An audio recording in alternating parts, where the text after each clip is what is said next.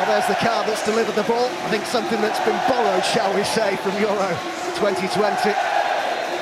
Well, this is a day for difference makers, and Adam Virgo, you picked out two players, one from either side who could fit into that bracket. Oates for Hartlepool. Well, certainly the most obvious one for me, Rhys Oates, has been the player of the playoffs so far. In the second half of the season, he has been absolutely outstanding.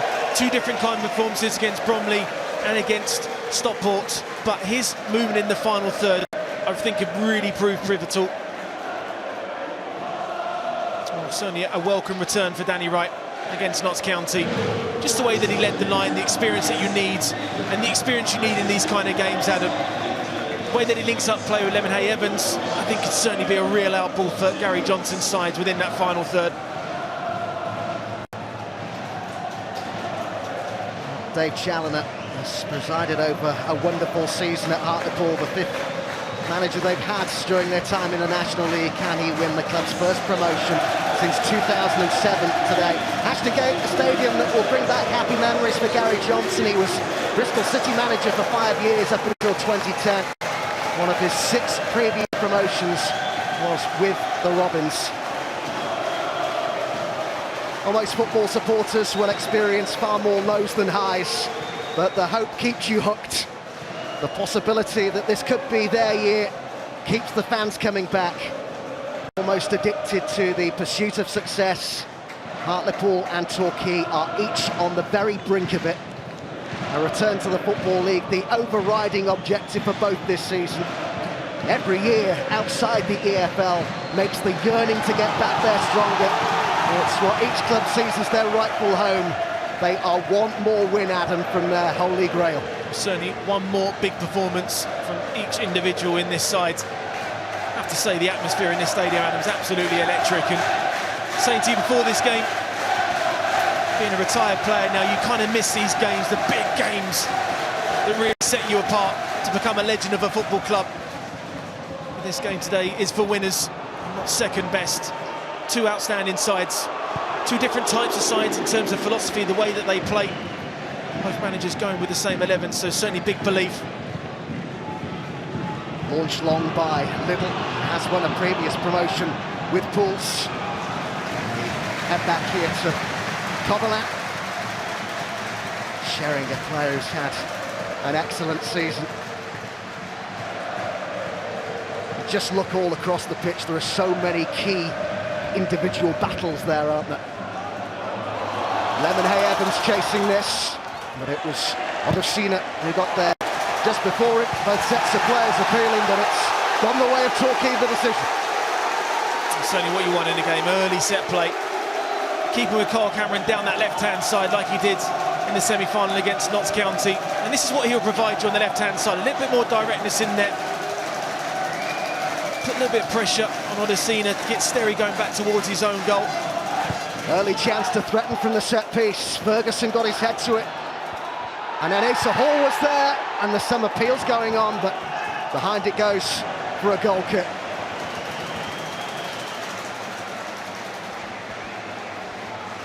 Certainly just one of those ones. It really is a 50-50 challenge. Not too much in that. But it's really how, I think, when you look at Hartlepool, Adam, the way that they do counter-attack with both wing-backs in particular, to try and break down this defensive shape that Gary Johnson has so brilliantly put together. But it's so important that when they do win the ball back Torquay, that they can certainly counter-attack and get a little bit more possession within the final third as well. Played wide by Holohan. Oates chasing, but that comes Coverland again.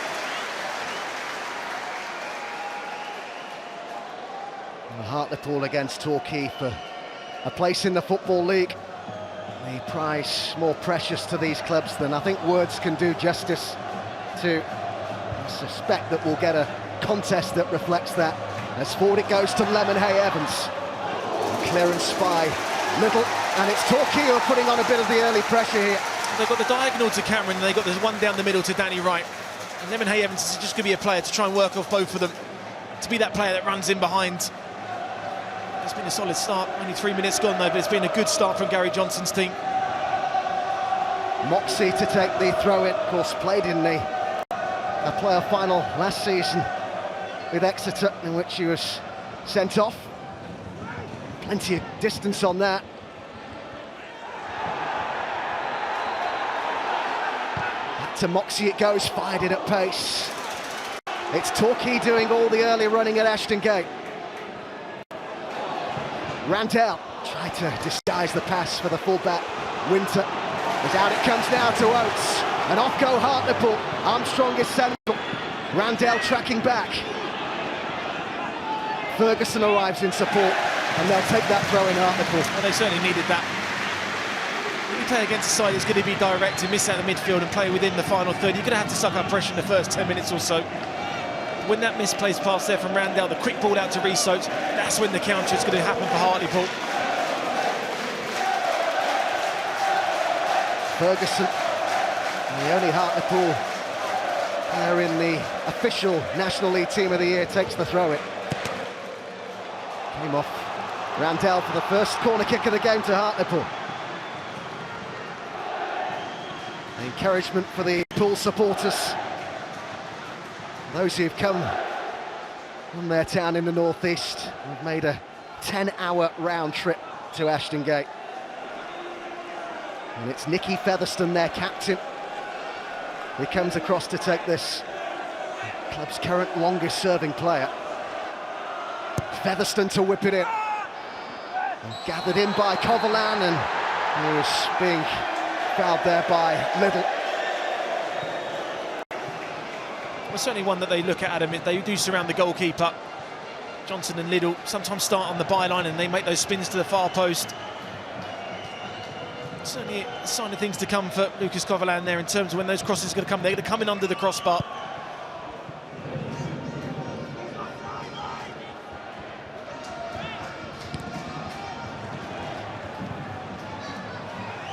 Oates, supported by Shelton. It's a lovely ball to find him. It's a fine sliding challenge, though. Very well timed that by Armani Little. Needed to be too. It had to be there, didn't he? A little bit of improvisation there from Rees-Oates.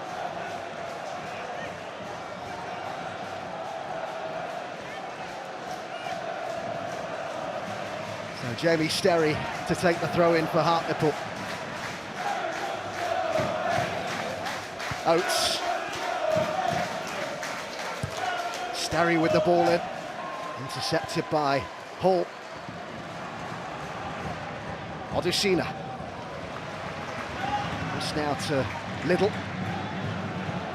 Saying ahead of this game, I mentioned that he had been previously promoted with Pool's Gary Liddell. He said that this one would mean he felt maybe even more than the first.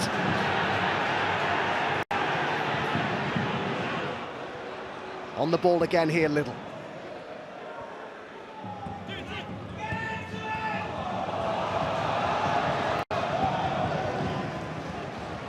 It's a campaign that, including pre-season, has lasted a year.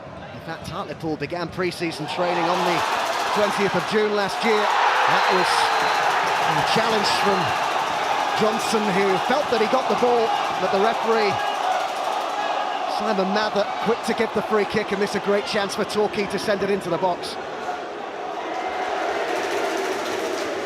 A yellow card as well for Ryan Johnson. Danny Wright did brilliant here. This is the little link-up play, backwards then to go forwards. Great little midfield run there from Randell.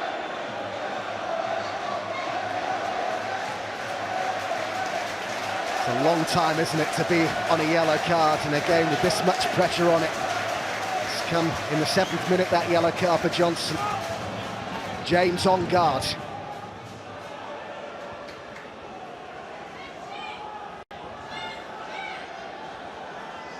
Armani Little surveying his options. 4 Torquay players there studying an offside position. Lewis makes his way into the box, and it's in! It's Kyle Cameron!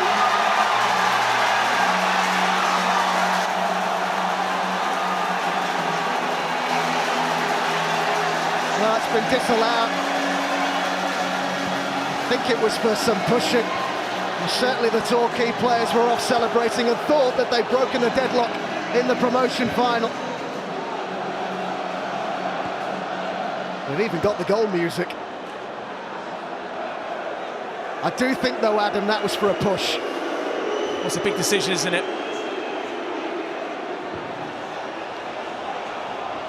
Certainly onside, because Risos is the one that plays it in. No, nothing there for me, Adam. That should be a legitimate goal. And Torquay United should be 1-0 up. Nothing wrong with that goal whatsoever. It's a small push just to get your space in the length of the yard. You can't be giving free kicks for that. Winter, already a controversial moment in this promotion final.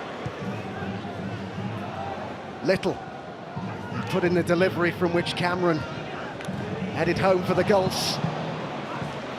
Ferguson. Certainly a wake-up call there for Hartlepool. They give away silly free kicks in silly areas.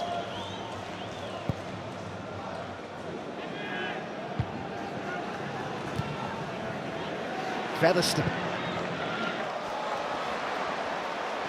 Sterry will take it on. Rhys Oates has come across. Armstrong waits in the middle, wasn't on the same wavelength there. And off goes Torquay on the counter-attack, looking to break at pace. 3 forward, but the pass didn't find Lemonhay Evans.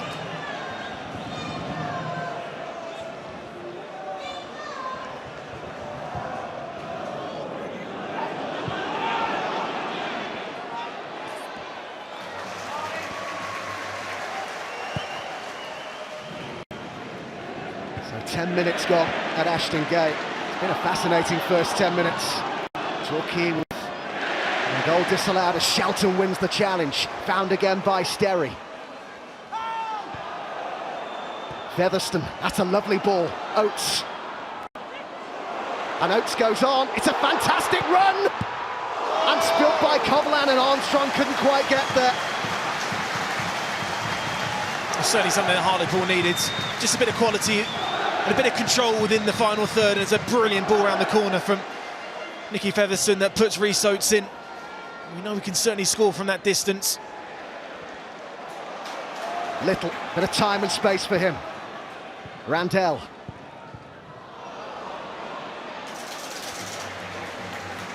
Moxie. Armani Little floats forward towards Danny Wright, who was beaten in the air by Ryan Johnson, but it will be a goals throw in deep inside Pool's territory.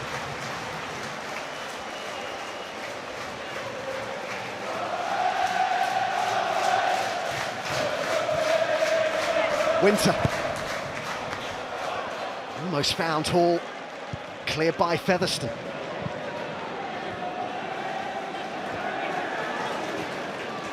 Randell, who's had a good start to the game, the Girls' Young Player of the Year.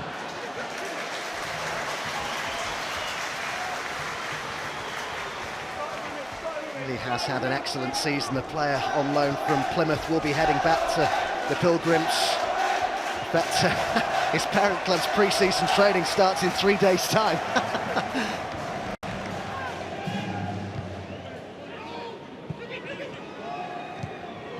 Holohan takes it on for Hartlepool, but Winter was there for Torquay.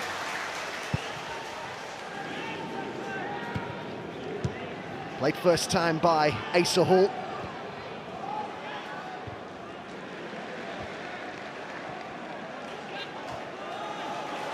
Armani Little, looking for Cameron. And they're appealing for a corner, and they've been awarded one here. And that's why Gary Johnson's kept with him on that left-hand side. I just think when the turnover happens, Adam, for Torquay, they're just keeping the ball slightly better than what Hartlepool are.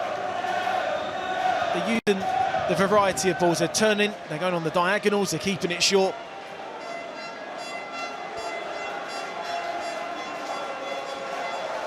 Well, another set-piece, trouble Pools here.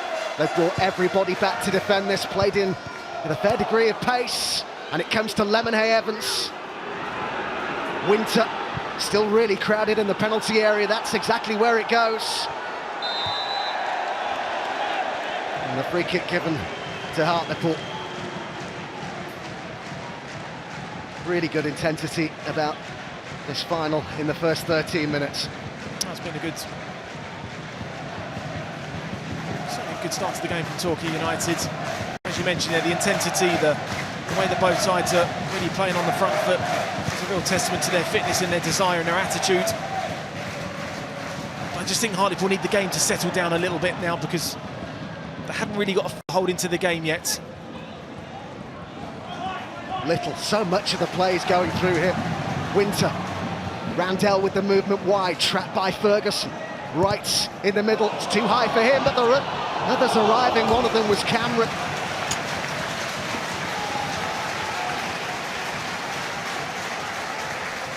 And it's just great movement again. This time, Randell coming out to the right-hand side. That's a brilliant ball.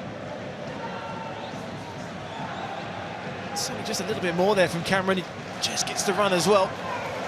I thought it was a corner. You have to admire the versatility of Cameron, who's a centre-half by trade. He played centre-forward in the final game of the regular season. He was a surprise pick on the left of midfield in the playoff semi-final. I think that might even have taken Notts by surprise, Adam. Certainly things that you look at when you go into the game and decisions that you are going to make, and I think that you felt the way that Ian Birchnell was going to set up with Brindley as a right side centre-half and Kelly Evans going as a right wing-back. You certainly feel the diagonal to a centre-half that will win the majority of his headers. Could certainly be a good outball, and that was proved to be. Sliding challenge on Armstrong. Everybody competing for everything out there. It means so much. Oates to take it up. Another big tackle coming in. Shelton's ball. Oates. And Holohan takes it on the turn. And Holohan for Armstrong! Corner given. Brilliant chance to put Pools in front.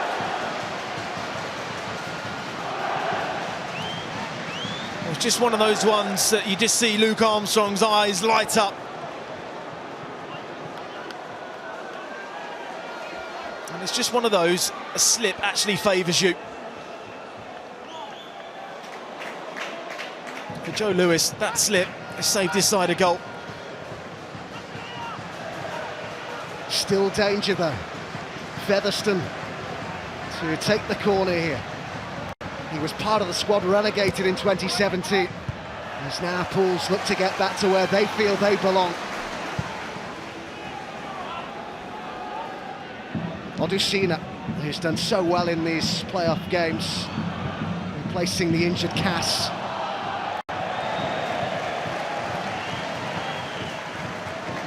Well, no goals yet, Adam. We're not short of drama. No, so it's... I think when I just look at the way that Hartlepool, when they come on that right-hand side especially, I think the encouragement that Dave Chandler can certainly take. They've had shots towards goal.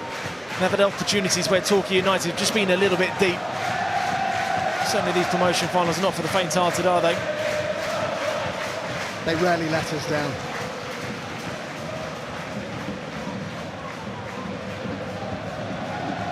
Oates, who's looked as lively as you would expect him to in these opening 16 minutes. Such a key player for Hartlepool. 9 goals in his last 9 games. All of his goals this season came from December onwards. The arrival of Armstrong at Hartlepool and link up, that understanding that they have has been so important for both Oates' season and the team in general. Johnson finds Odusina. Holohan. Moxie's ball up towards Lemonhay Evans. Now, did he get a nudge in the back? The referee, Simon Mather, felt not. Well, he certainly is playing the centre-forward role, and Danny Wright just sort of playing in the 10 role. The only Torquay player in the National League Team of the Year, Lemonhay Evans. He was in your Team of the Year as well, Adam. And he's had to carry a lot of the weight of responsibility in that forward area of the pitch, hasn't he, with Torquay suffering so many injuries. The likes of Danny Wright and Whitfield, others we could mention as well, but he's been near enough a constant. Armstrong's found Oates. Holohan getting forward as well. Armstrong with the run into the box. Oates goes on. Cross blocked, but this is better now from Hartlepool. I certainly feel with the quality that they've got in that final third that chances are being created. It's going to be a good battle for the two centre-halves against Rhys Oates and Armstrong.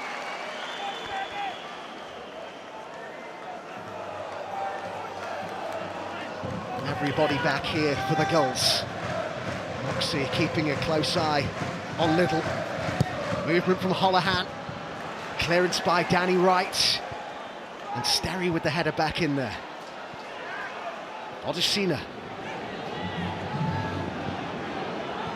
Shelton. Sterry. Featherstone. Chance to stick one in the box. Armstrong!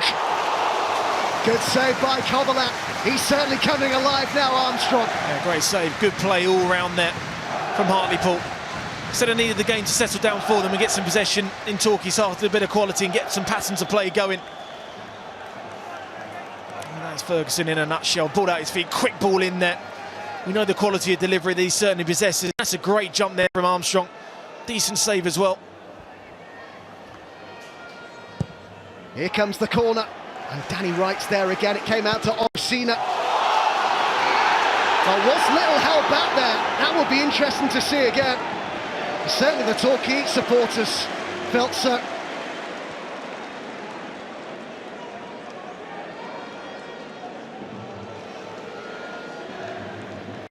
Featherstone. They were really threatening on the counter-attack. He's not the quickest of players, Little, so whether he would have got there, who knows, but there did seem to be something of a tug on the shirt. Yeah, a small bit of contact there. But I don't think it was enough contact for me to really start Little making the running beyond him. Just defend that first ball well, and then all of a sudden they are away. To see Little on the edge of your box. The tug is there, but I think Sterry would have got there as well. A real complaint from Marnie Little. Not really in that one for me. Hartlepool on the attack. Oates with the cross. Holohan was arriving, and Ferguson trying to meet it as well. Good bit of pressure this from Hartlepool. It looks like Torquay are off the hook for now. We can certainly say that Torquay started the better side. Now you can feel the momentum going against them. You know the side that he's coming up against. They're going to pass the ball down well. You know the quality and delivery they got. You know the goal scorers they've got in the final third. So the concentration levels for Torquay United certainly have to be there. Little. Into space now for Winter. Randell shows outside.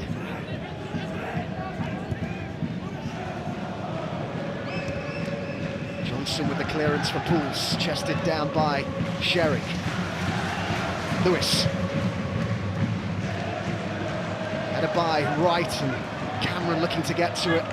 Odysseina there for Hartlepool. He's given it away though to Hall, but there's a late challenge by Cameron and a free kick to Hartlepool. Yeah, just a little bit too eager there. When Danny Wright won the header, I was just saying, don't make the foul.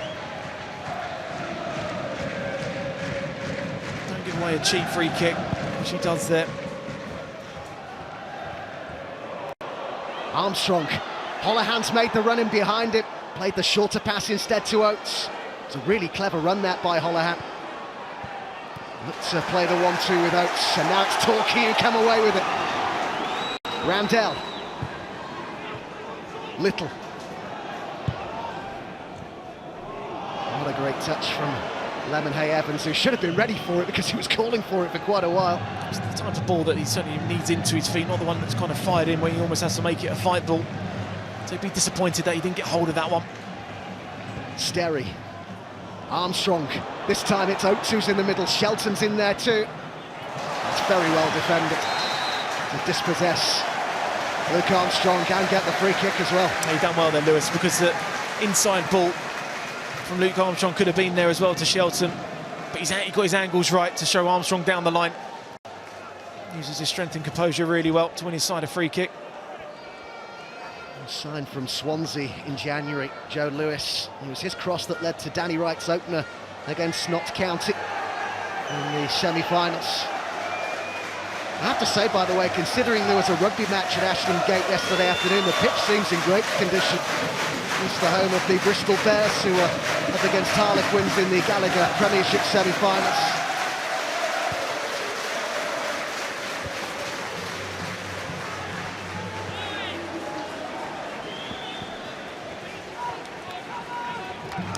clubs have just over 3,000 supporters here today. The tickets snapped up very quickly. Big difference is the journeys made to get to Ashton Gate. It's around 560 miles for Hartlepool. Terms 100 miles from Torquay to Bristol. It takes about 2 hours, but it's a 10-hour round trip for a lot of those Hartlepool supporters. It'll be worth every minute, every mile if their side do go up today.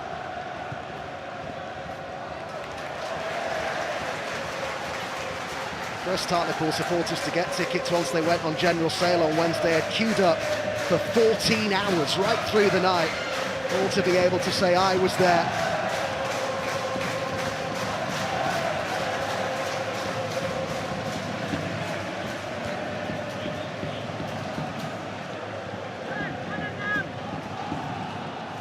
Featherstone to Oates.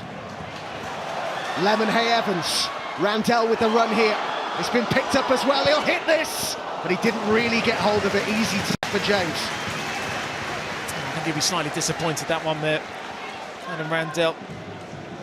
A couple of times he's gone into Lemonhay Evans and he's kind of flicked it off first time and not really held it up.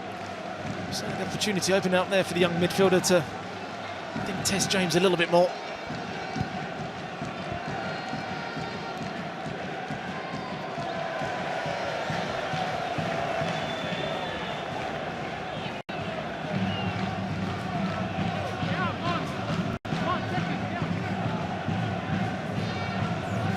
Winter with the throw-in for the Gulls.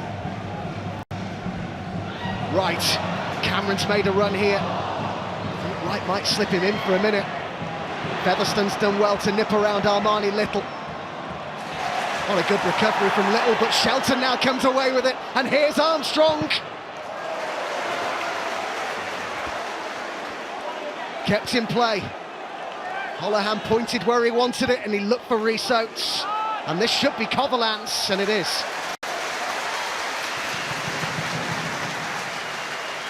Just a couple of times that Luke Armstrong maybe could have played the inboard to Shelton.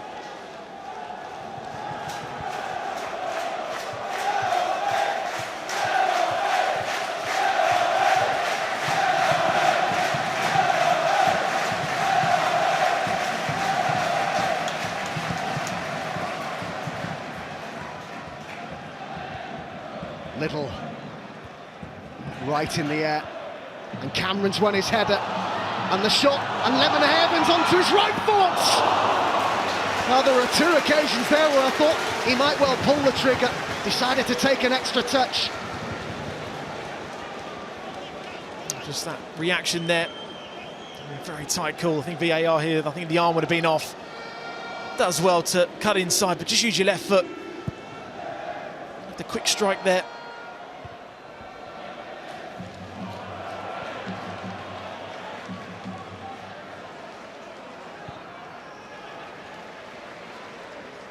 Little.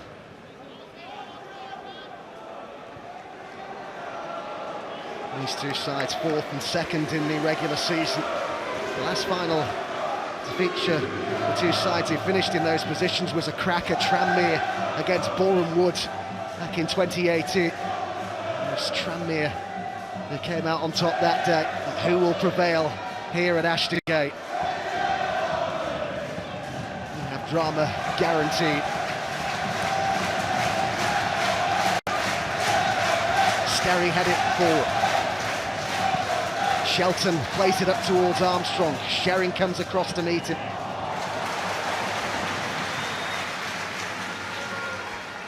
The contribution Armstrong has made in the second half of the season. 13 goals in the regular season, 3 in his last 6 games.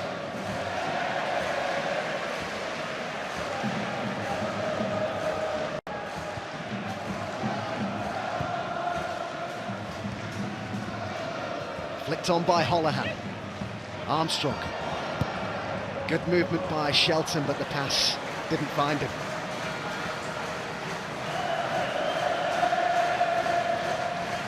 It's a real tenacious and potentially creative midfields for Hartlepool that man has put together.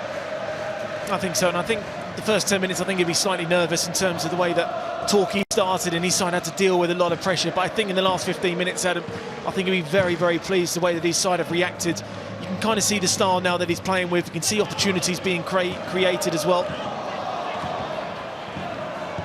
Says Dave Challoner that he can see similarities between this Hartlepool side and his Fylde team that reached the final in 2019. Chested down by Wright, hit by Hall, blocked by Little. Well, that was really travelling that from the captain.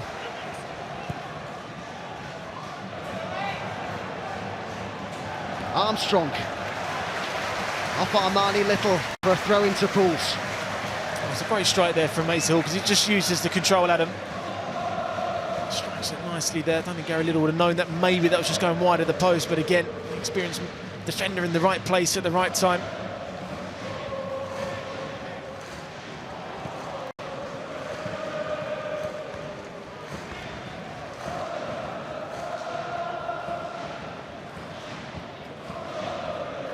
This goal could be key here. Hartlepool were unbeaten in the 24 league games this season in which they scored first. They won 20 of those games as well. Armstrong looking for Oates, brilliantly cut out by Lewis. He and Shering very impressive at the back for Torquay. Lemonhay Evans with the header, taken on now by Wright. Shelton for Hartlepool. Holohan. Johnson. Featherstone. Wasn't the anticipated movement from Armstrong. Shade over half an hour gone in Bristol. Danny Wright. Winter.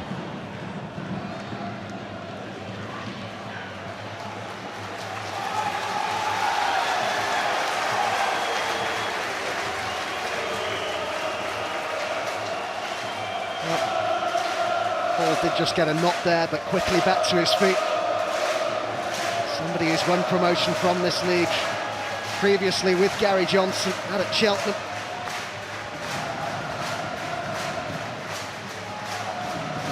Seeking his 7th promotion of his managerial career today, Gary Johnson.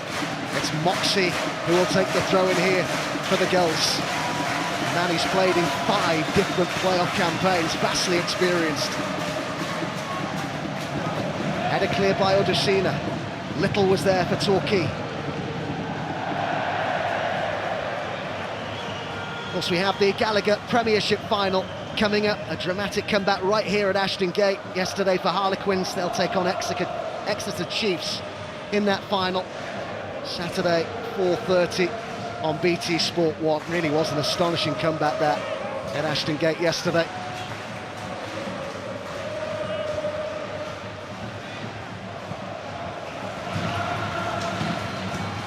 Winter.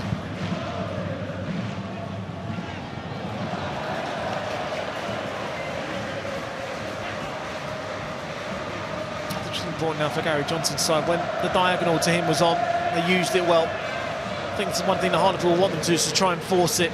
That's when the long ball becomes predictable, then it becomes ineffective.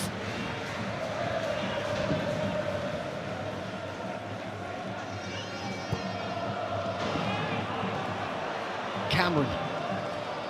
Right. Ball spreads the play to Winter. Little. Split by Randell. Lemonhay Evans. Winter takes it on now. Cameron's arriving on the edge of the box. Winter looked to hit it himself. They've kept possession. Randell urged to shoot, and he did! And it was a good save by James. I think that swerved a bit, you know. Awkward for the goalkeeper. Good stop. He just certainly had to get something on it. Certainly open up there for Winter again. It was just a weak shot with his left foot. They keep the second ball alive really, really well. Just straight down the middle. It's a routine save.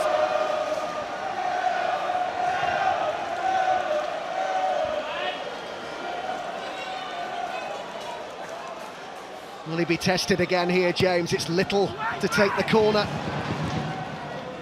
Couldn't get through a crowd of players there. There's a There was a handball there. Hartlepool get the free kick.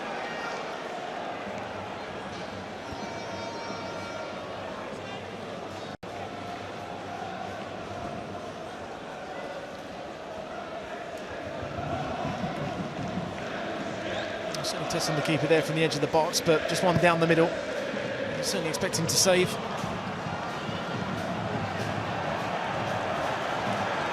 Oates has kept it going, then he's able to turn.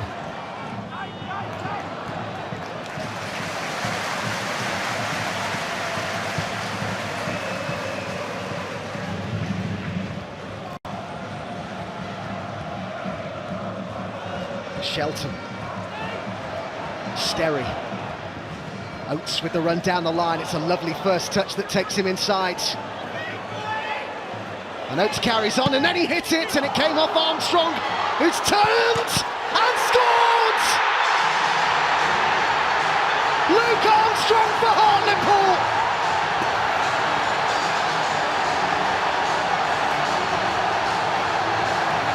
Pools break the deadlock in the promotion final. A proper centre-forwards goal. On the turn, in the box, 1-0 Hartlepool. Well, this is what Luke Armstrong is all about. Patient build-up play again, and Rhys Oates absolutely vital in terms of where this ball ends up. You can't afford this time to not go and close him down. And he just makes that little run and gets in front of Sam Sherring, and when it falls to him, that's just a natural instinct of a quality centre-forward that knows what to do inside the 18-yard box. Doesn't take any prisoners. You put your laces through it. Comes off the underside of the crossbar. Nothing the goalkeeper could have done about it. But I think Torquay could have done a little bit more to stop that shot there from Oates. But that is what it's all about, Luke Armstrong. The great turn, and then just the instinct. Touch there, strike through it. Gives his side a massive goal. Still so long to go in this promotion final, but it's first blood to Pools at Ashton Gate. Just noticed there, Adam, he took an extra touch, you know, and it was so important, because if he tried to hit it while he was slightly off balance, he probably wouldn't have got that on target, but that extra touch made all the difference. It's just that instinct, isn't it, inside the 18-yard box, the quick thinking that you need. More of an Aaron McLean finish rather than a Grant Holt finish.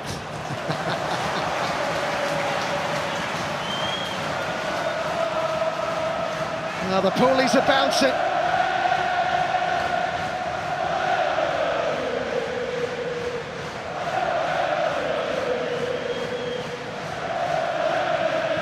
Seeking their first promotion since 2007, but just like in the playoff semi-final, it's hardly any emotion from Dave Challoner. Into Armstrong again.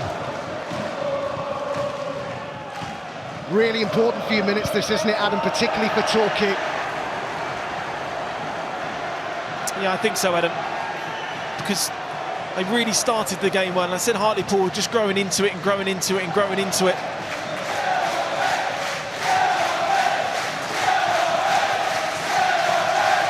Just look at the manner of the goal, Adam. You look at Rhys Oates here on the right-hand side, cuts inside. You've got to go and close him down. You can't afford for letting him to come inside the 18-yard box without a challenge. And by the time he got this strike, it was too late. And as you mentioned, the extra touch there from Armstrong was brilliant. And it was an exquisite finish from him. Holohan, the player who's been caught here.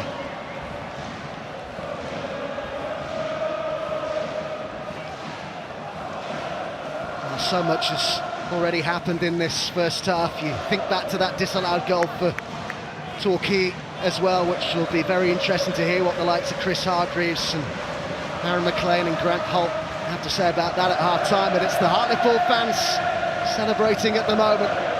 But we just know, don't we, from past experience of these promotion finals, you can never take anything for granted. You can never get too carried away.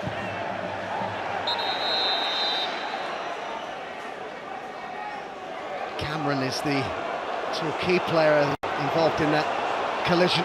He's suggesting that there was an elbow involved there. I think is it Shelton? Yeah. Just leaning with the left arm, wasn't he? Carl Cameron certainly wasn't happy about. It's just worth reiterating the importance of Luke Armstrong, the goalscorer to Hartlepool since his arrival. Nicky Featherstone has described him as the missing link for this team in terms of taking them to a point where they could really genuinely challenge for promotion. They've won 1.97 points per game since his arrival in December, which really, as I say, Adam, took them up a notch, and his combination, his link up with Rhys Oates, has been so important to this side, both in the season in general and indeed today. Well, you wonder where Hartlepool had been if they had him at the start of the season.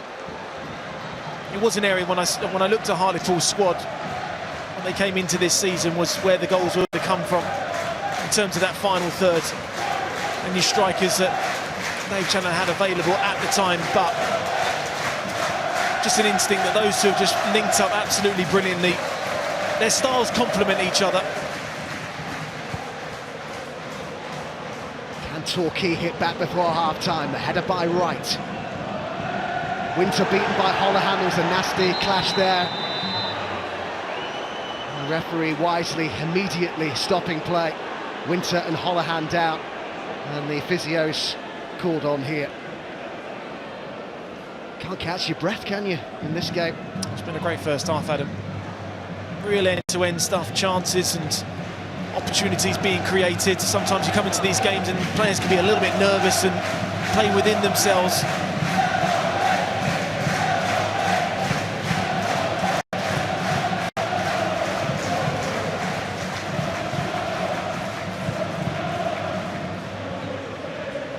Dave Challoner just using this opportunity to call across his players. Been talking a lot to them about handling the emotion of an occasion like this.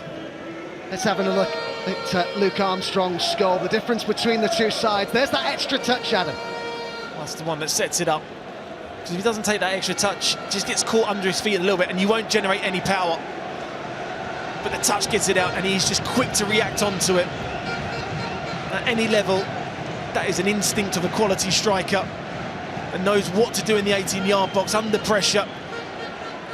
The biggest stage. That's a huge goal. Just look at his face.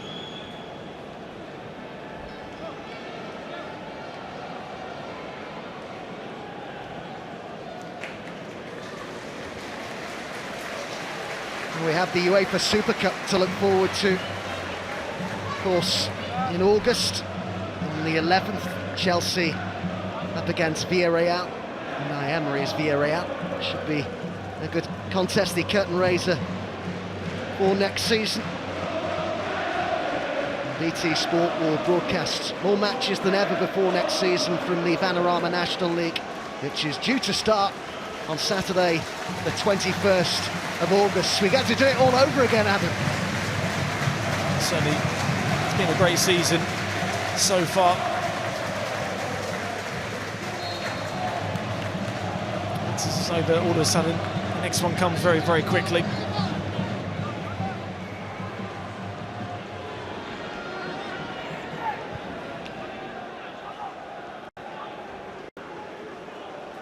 Little. Final few minutes then of this first half. Armstrong flicks on, and Oates brought it down beautifully. And Oates, and wide it went. Will be a corner then. He's done well to get a corner in the head, Adam, but when he brings it down and he has that opportunity to get the first shot, I think he should have taken it then. Just a simple ball, but look at the run off him. You're talking about the link-up play at the front too. I think when he really brought it down there, just take a quick shot. Just there, but then he decides to go then on his right. He's obviously there to come back in and make the challenge, but the desire afterwards to then win the challenge. They did it pace, and Oates nearly got something on that. They came flying in to the 6-yard box. And this, look, says it all. Yeah, unmarked. This is where the zonal marking for me becomes ineffective, because you get a run and a jump on somebody. And he just gets in between Cameron and Hall. He just can't quite get something on it. He can't believe it.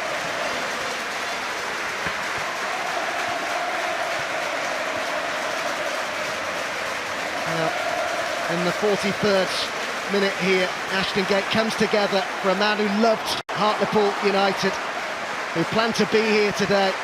Pool's lost a loyal supporter this week in Danny Shermer, who died suddenly at his home, aged just 43.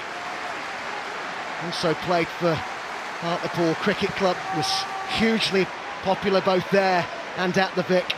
Our love, of course, goes to all his friends and family. He was such a well-loved guy, and as I say, he had planned to be here today. His Pool's in front as we head towards half-time.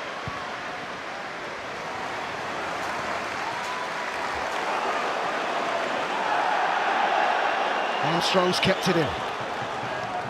Sterry.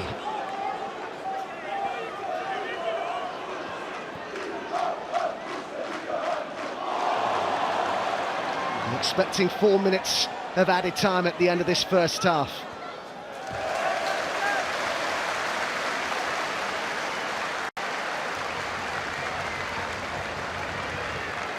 We have to go back to 2005, and this was a League One fixture. They met in League Two as recently as 2014.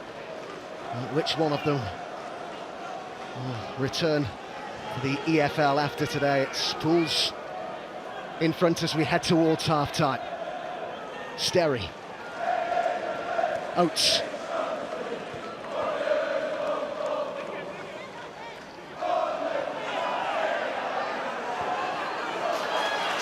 Cameron. Right. Referee's allowed it to go on. Randell with the pass, it's a brilliant ball! Lemonade Evans there, had it taken away from him by Odusina, who defended that situation brilliantly, recovered very well. Into added time at the end of the half, a minimum of 4 minutes. Sterry bringing it forward, Torquay backing off. Here come Hartlepool, right at the end of the half, an advantage played, and it was behind Hollahat. End-to-end stuff at Ashton Gate.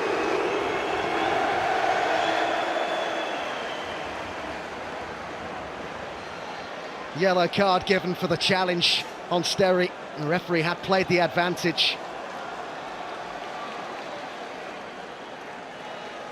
Oh, it's good advantage there from the referee. Moxley there just comes in and swipes Jamie Sterry out.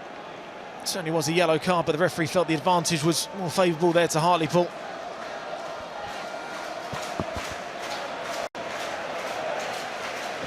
So booking for Moxley, who was sent off in a playoff final last season. With Exeter, who ended up being beaten 4-0 by Northampton in the League Two playoffs.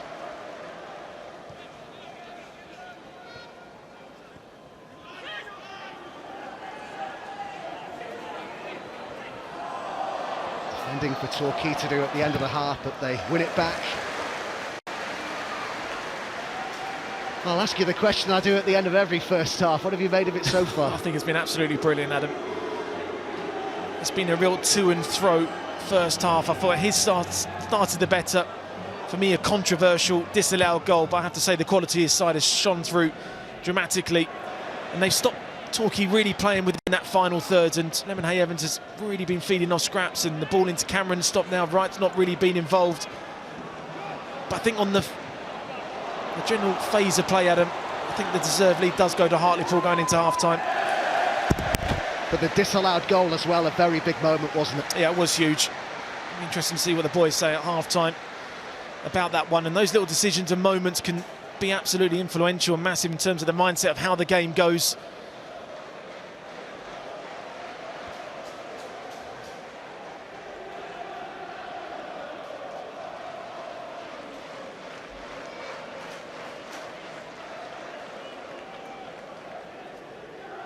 Movement from Armstrong, who was trapped by Lewis. Did well to prevent the cross there, Lewis, but it'll be Hartlepool's throw in the final seconds of this first half.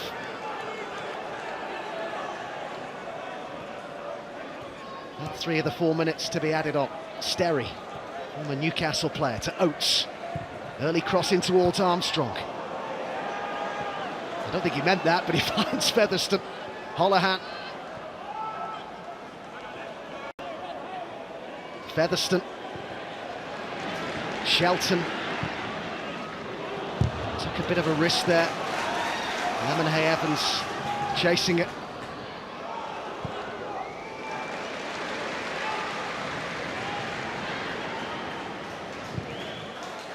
Well, names don't come much bigger at this level than Hartlepool and Torquay, two clubs with 167s at seasons of Football League experience behind them. Oates, oh, he had the pace to get there first, and it was a good recovery from Lewis. It needed to be to corner right at the end of the half here for Pools. That's one thing for Lewis and Sherry, you can never switch off with Rhys Oates.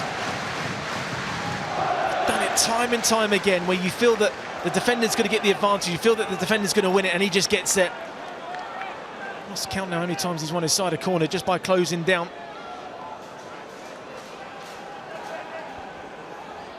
Oates, the Players' Player of the Year and Supporters' Player of the Year at Hartlepool. In comes the corner right at the end of the half. Oates! What a save by Coverland! Brilliant reaction from the Torquay goalkeeper, who keeps it at 1-0.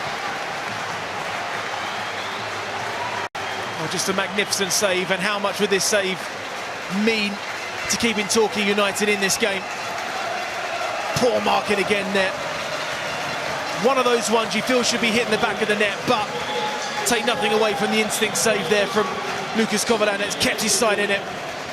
Armstrong with the only goal of what was a compelling first half at Ashton Gate. We'll get the thoughts of Aaron McLean, Grant Holt and Chris Hargreaves with Matt in a moment. But at the break here, it is Hartlepool 1, Torquay 0.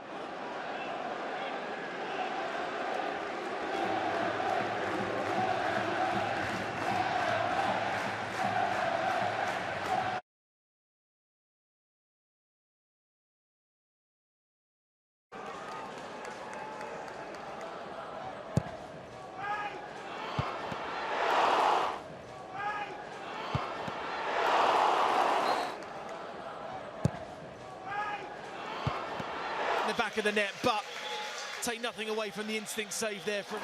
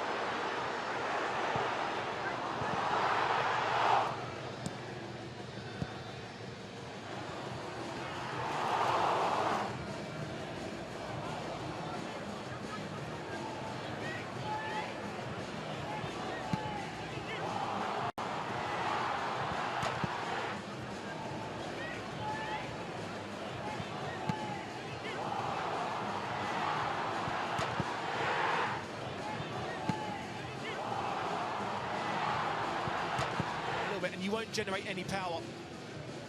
But the touch gets it out, and he's just quick to react.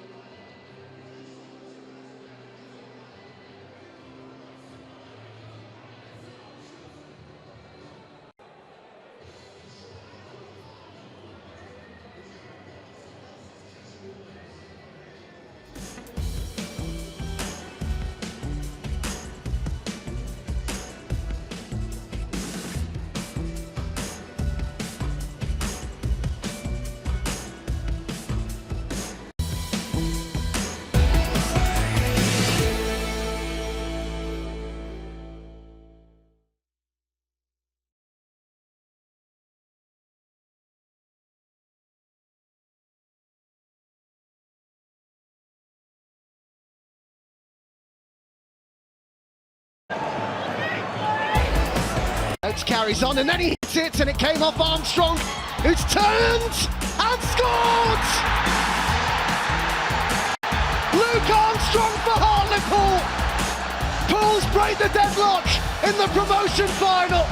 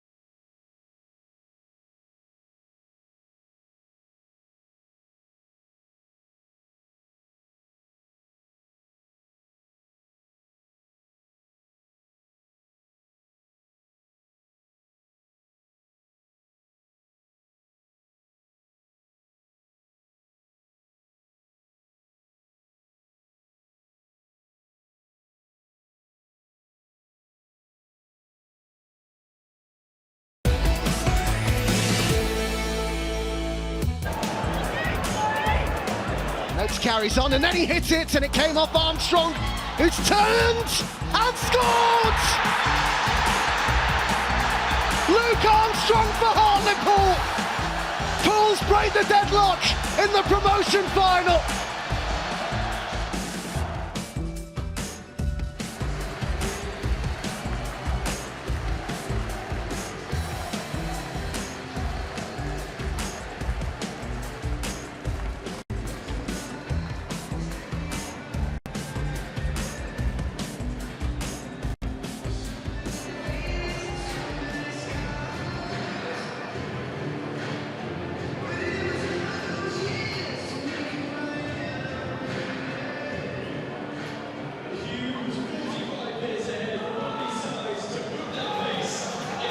Thanks, Matt.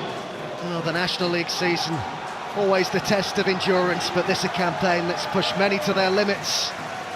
An immensely challenging season. One last push for these two sets of players. And it's Hartlepool who hold the advantage as we get back underway at Ashton Gate. No changes from either side, Adam Virgo, but as Matt alluded to there, you wouldn't think Gary Johnson would leave it too long to try and affect things from the bench. He's already just changed his side with Danny Wright actually occupying the centre halves now a little bit further forward, and Lemon Hay Evans just dropping deeper where Danny Wright was in that first half in the number 10 role.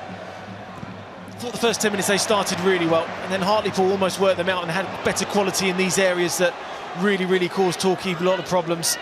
Looking to get on the front foot early doors here, Hartlepool, and it comes out to Moxie. It's a really good flick on by Lemon Hay Evans, and then sliding in was Odushina.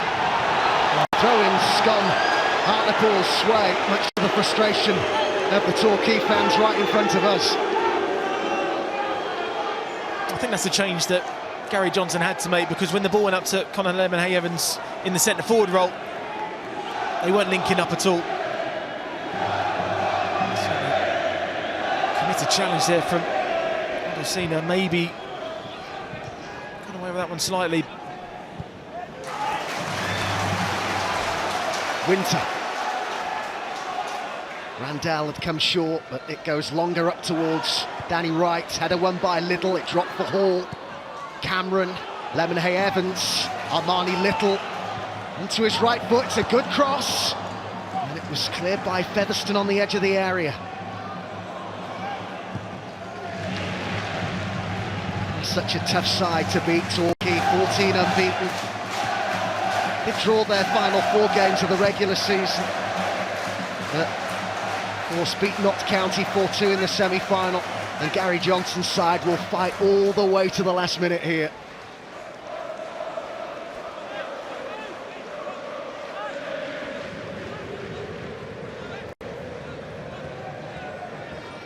As the future of Gary Johnson very much secure in terms of the long-term planning. Plainmoor was handed a new contract 24 hours ahead of the semi-final. Great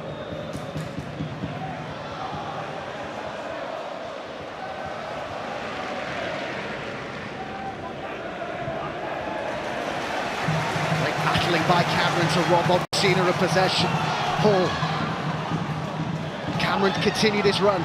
He's got Lemon Hay Evans to his left. Moxie's forward from the back. Surveys his options, plays in a good ball, and the deflection's taking it wide, but only just. Came off Johnson, corner Torquay. Well, it's been an excellent start again from Torquay in this second half, like they did in the first. And you're going to expect that from the Gary Johnson side, but when this cross comes in, just for that split second, it's your heart in your mouth moment.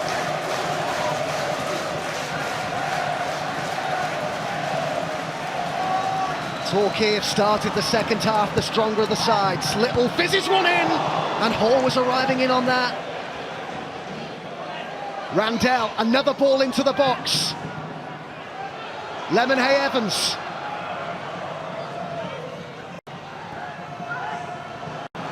Headed clear by Johnson. They'll keep it going though here, Torquay. Hartlepool under pressure. Oh, it's a great ball. Wright turns, he's got plenty in the box, but went for that near post, and Brad James was allowed to it. Just that decision making there from Danny Wright. The angle's always going to be working against him. hit it across the goalkeeper, you might get a fumble. It hit that side of the post. Brad James is one you certainly would take.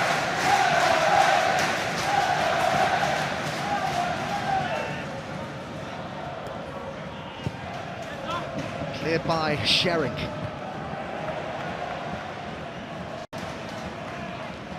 Right. Up it goes towards Cameron. Oh, what a touch that was. But it will be a corner. Absolutely magnificent there from Jamie Sterry, by the way. Just one of these ones you have to get right. The timing. Done that brilliantly there.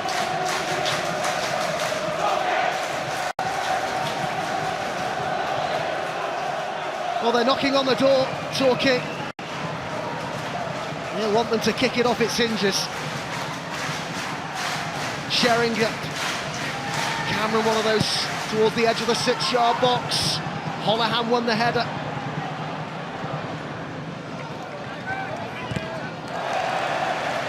I don't think Gary Johnson, other than scoring a goal, could have wished for a better start to the second half. Certainly, I think the way that they ended that first half, I'm sure he knows a little bit more quality from the players. But Dave Challinor would have said to his players, listen, it's going to be the same again. You're going to have to ride this little storm out and be physical. Deal with the long ball, deal with the runners early on, and then play. When the ball settles down, make sure that turnover, you keep it with the first pass. We know we've got the quality within the final third to cause problems. Cena won the header. It just keeps coming back at Pools at the moment. Moxie to Little, all the time in the world here. As he takes on a speculative effort.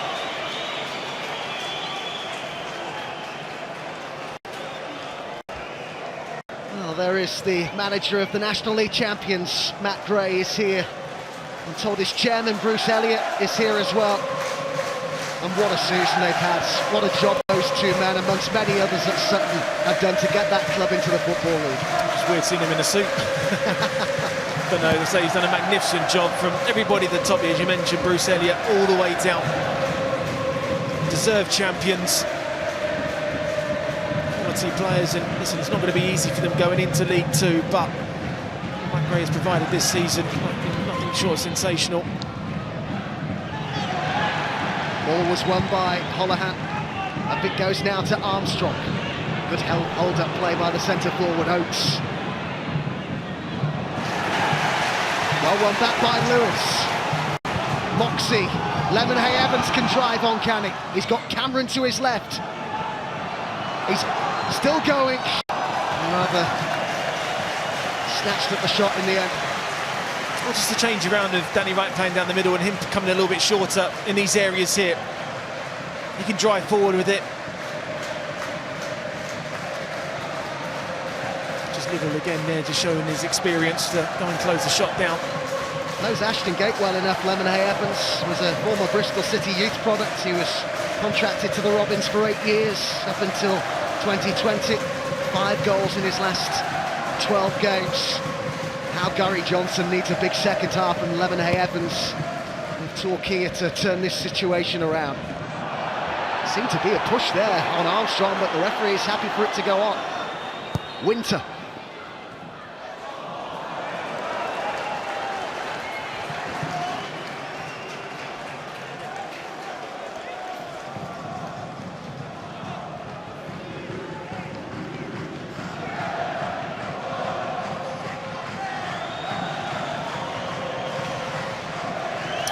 So he's got the free kick for a similar kind of push.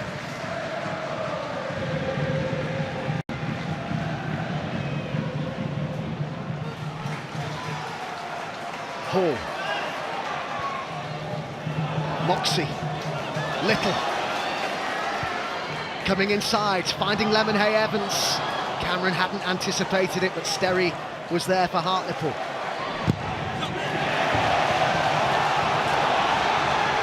They move the ball well, Torquay, when they get into Hartlepool's half, keeping up the pockets of space, Little and Lemonhay Evans in particular. And Hartlepool finally go up via the playoffs. It's never happened before. 5 previous attempts have all ended in disappointment for Pools. This is Torquay's 9th playoff campaign. They've been successful in 2 of the previous 8. It is the long route to promotion.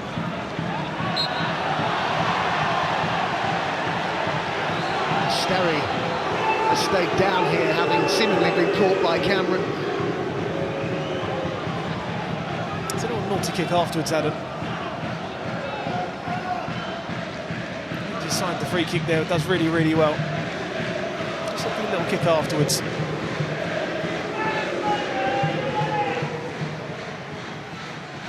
You don't want to be kicked there, do you? No, you don't, especially on a cold day.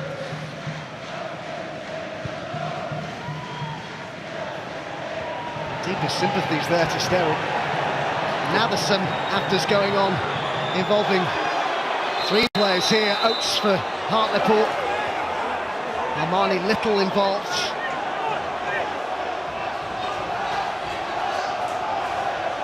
Referee with some sorting out to do here.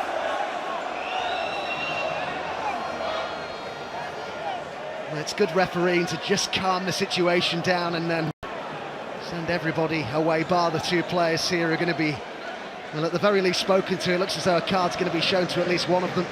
It's Lewis who's booked, and Oates shown a yellow card as well.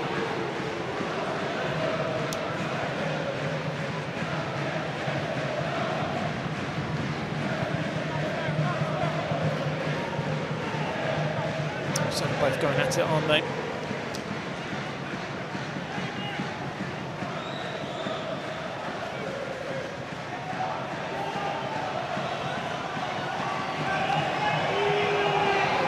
No surprise to see it get a little bit heated in a promotion final. It does, after all, mean so much to these players, clubs they represent, and of course the supporters, perhaps most of all.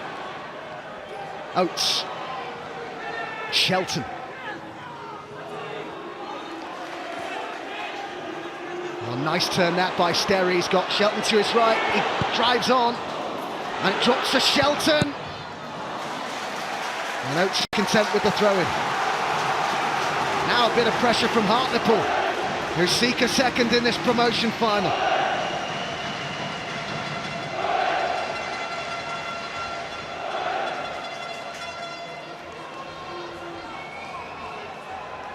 Says it's been the most enjoyable year of his football career so far, Sterry, as he finds Oates here, and Armstrong was there.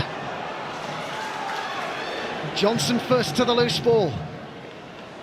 Shelton, Odusina. Nice play this by Pools. Sterry. Good challenge by Asa Hall, halting the progress of Hartlepool. Gary Johnson was saying if you were going to war, you'd definitely take Asa Hall with you. So the same of Danny Wright as well. It is turning into a bit of a battle out there.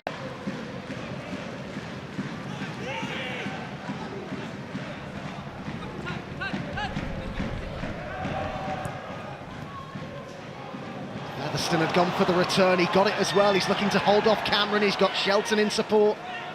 Sterry's there too. Anti-back defending here for Torquay, but it's a lovely ball, Sterry. And Oates looking to turn. And he nearly found Holohan, and now they might break out here, Torquay, but the ball had to be better than that. Good pressure here now from Hartlepool. Certainly showing more quality within that final third now. Sterry picking up some really good positions. Usually associated with being really out on that right-hand side wide, but he's actually picking up some nice positions inside. Flicked on to right. Cleared by Johnson. Headed on by Holohan.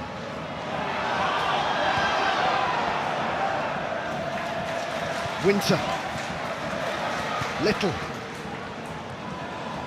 You just get the feeling, Adam, that the balls up to Danny Wright need to be more precise. They're just forcing it, just at this moment. Lemonhay Evans. Now this looks promising for the goals. Winter, 4 in the box. Over towards Asa Hall, and the header! It's gone in! No, it's not going to count. Cameron it was. He got his head to it, but it's another goal ruled out for Torquay. I think it's the one area when you look at Brad James coming for crosses. Is this a foul? No, it's not. He just jumps early and gets above it. That's a centre-half, you carry on as normal. For me, that is not a foul, Adam. I know goalkeepers get away with it sometimes in terms of minimal contact, but what more do you have to do to go and try and win a header? No point jumping for it if you're going to get free kicks like that against goalkeepers. 2 Torquay goals ruled out. And Hartlepool remain in the lead with almost an hour gone at Ashton Gate. It's going to be interesting to hear what Gary Johnson has to say after the game, isn't it?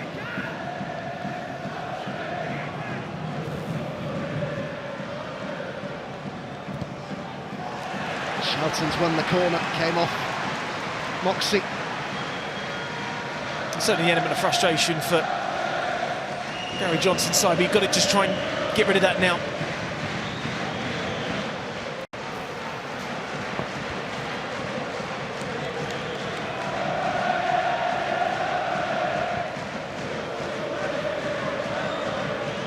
We're on our way, is the chant from the Hartlepool supporters.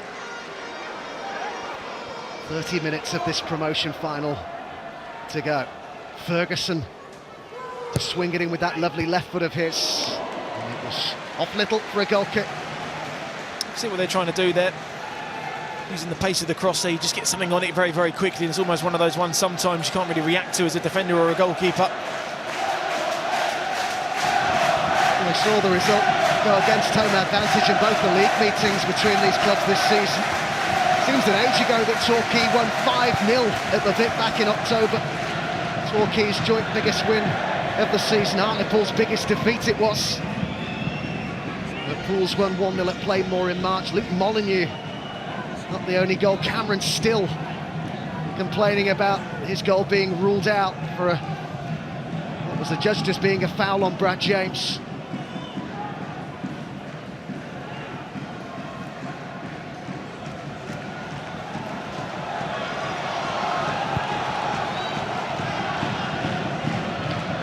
Flick on towards right.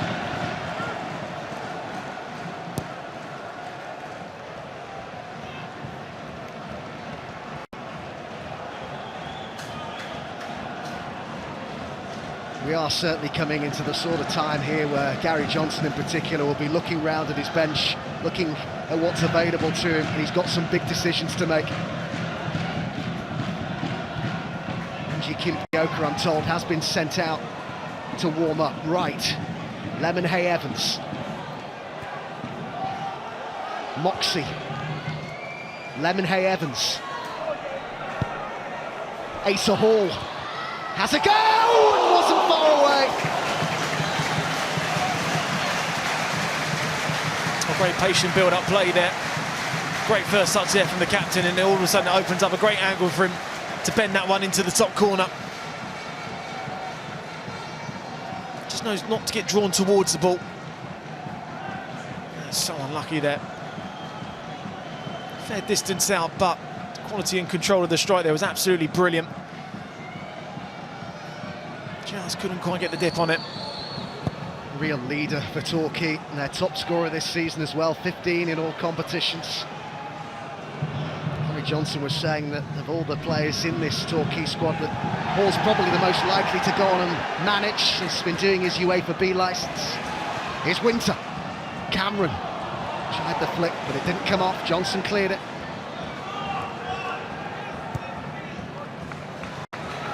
Certainly with the extra game now Hartlepool have played in these playoffs, I think the final 30 minutes fitness levels will certainly be stretched for them. Well, we haven't seen a club, have we, go through the eliminators, then a semi-final and then win a final yet. It hasn't been done. Will Hartlepool be the first? Little. Put out by Odesina, Little in a rush. Lemonhay Evans. Little supported by Moxie. Needs a good cross. And towards right. Lemonhay Evans goes down. He's given it. Or has he? No, he's not.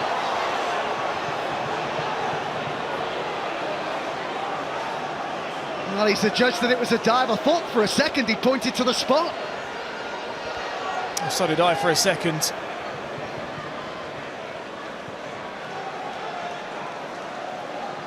He's certainly looking for it, isn't he? When he gets the touch there, the ball's going to go away from him.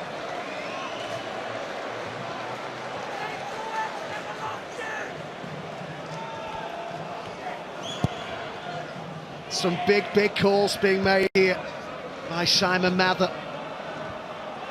2 disallowed goals for Torquay, and now they see a penalty appeal waved away.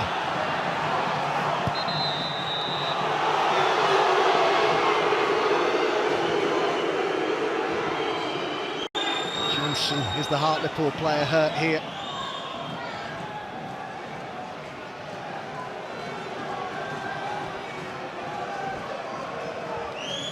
It's the left foot, isn't it, Danny, right, that catches Johnson in the mid-area.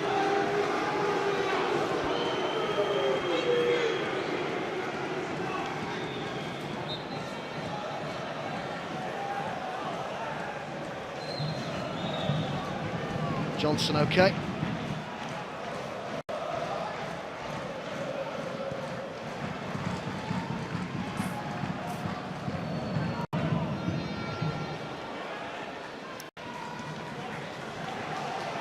Just a reminder, you can see the Gallagher Premiership final on BT Sport next Saturday afternoon. Between Harlequins, who fought back against Bristol here yesterday, up against the Exeter Chiefs.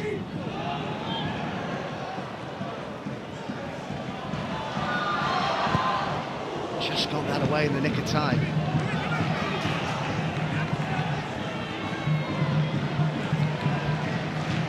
Rhys Oates with such a cramp here. He puts them. I know he scores a lot of goals, but he runs so much for the team as well. Just the work rate, Adam, he does. Mentioned in the first half the amount of times that ball went into the channel, and he certainly felt that Shering or Lewis are going to be there to win it, and he just closes them down every single time. As sarcastic round of applause given there.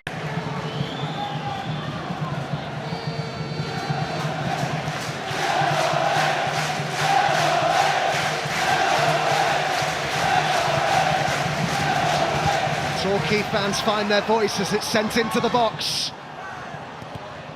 And the deflection was, I think, on target, needed stopping by James.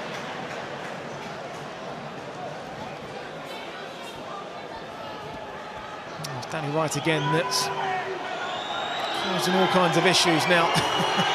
Yeah, the fine margins that can sometimes go your way.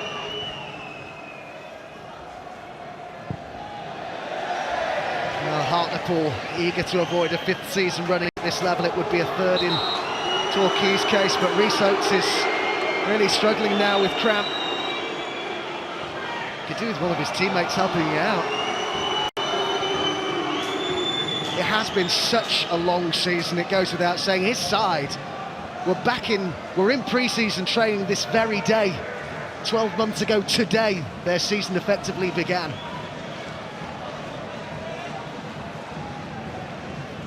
Overstretched a bit there as well, Rhys Oates.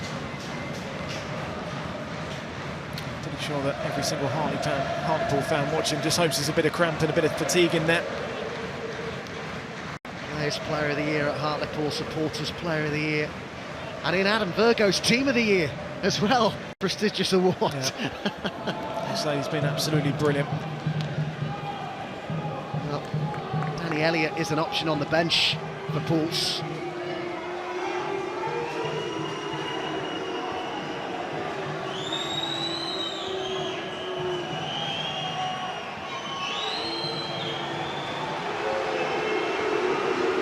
He's not getting much sympathy from the Torquay fans, but he is on the Hartlepool supporters' side of the pitch there.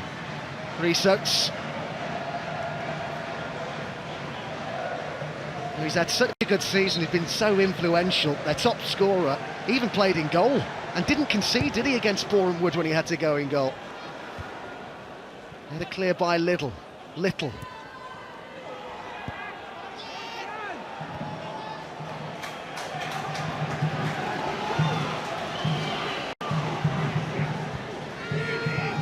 Cameron.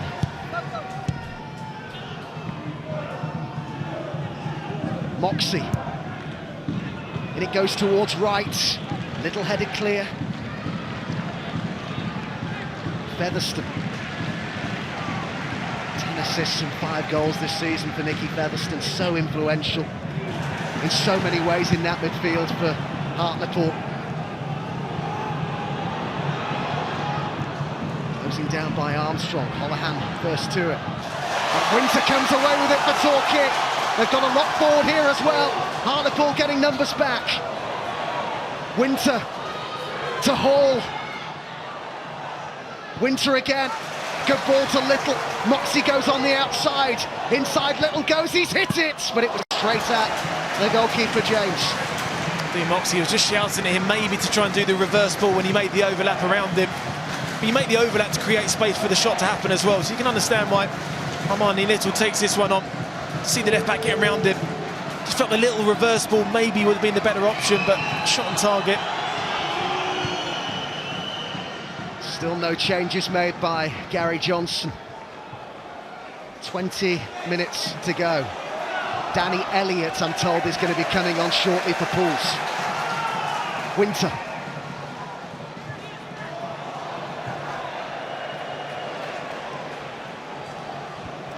It is going to be Rhys Oates coming off for Hartlepool as he struggles to shake off the effects of that bout of cramp. It's now the 4th year of the current playoffs format, and in that time, no side finishing outside of the top 2 playoff spots has achieved promotion. Will Hartlepool be the first? Armstrong has got Oates up with him, but how much Oates has got left, who knows? Just kept in. It's going to be some final 20 minutes, this. You certainly see the activity now on the sidelines for both teams.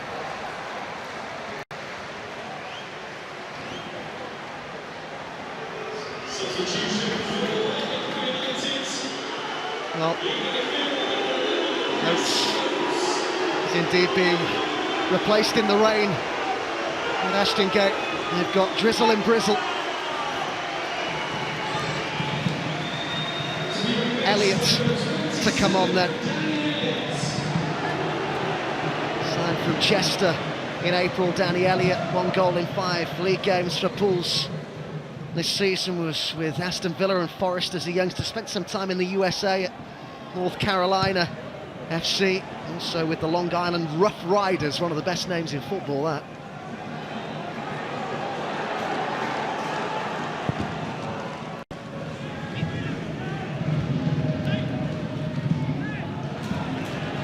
Well played by Odusina, but then he loses it. Just 1 or 2 signs of a bit of legginess from some of the Hartlepool players. As Adam mentioned, they have come through the long route by the eliminators. 3rd game in the playoffs. Little now has found Winter. Randell hadn't anticipated, but Featherstone most definitely did.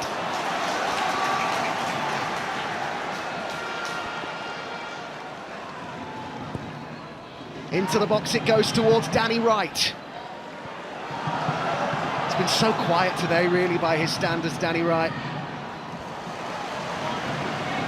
But he's the type of centre-forward who he just needs sometimes 1 chance to bounce for him. Having been quiet, he can still make all the difference. Armstrong. Elliott in the box.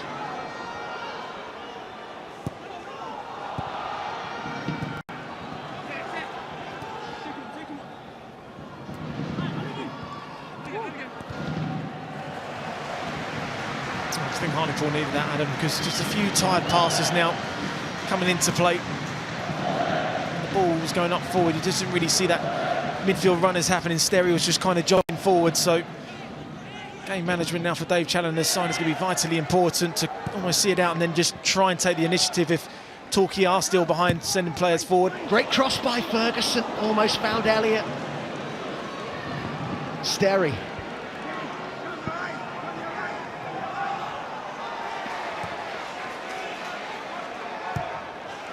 Moxie sends it up towards right. You've got to push there off Odusina. and that'll get Torquay up the pitch. Experienced play there from Danny Wright. Just one of those ones as a defender, just don't go and win it, just let him hold it up. He hasn't really got too many options around him. Now all of a sudden, give yourself a free kick. Lewis goes up, Shering goes up, Cameron's up there as well.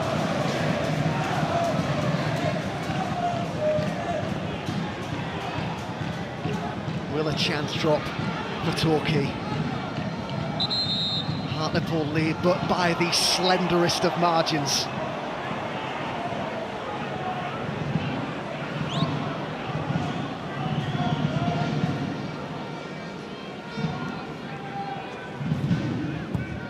To the edge of the box it goes. Hall won his flick on. Randell with the ball in towards Lemonhay Evans. Hall providing support. Lemonhay Evans ignores him. Shrugs off the challenge of Sterry. Randell.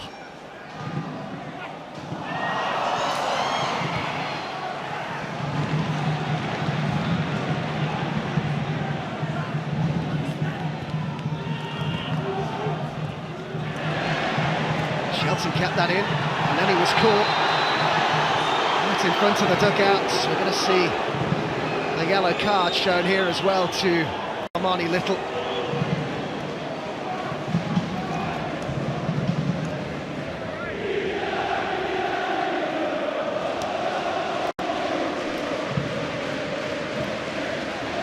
Second one afterwards. Shelton there. Very high, that one.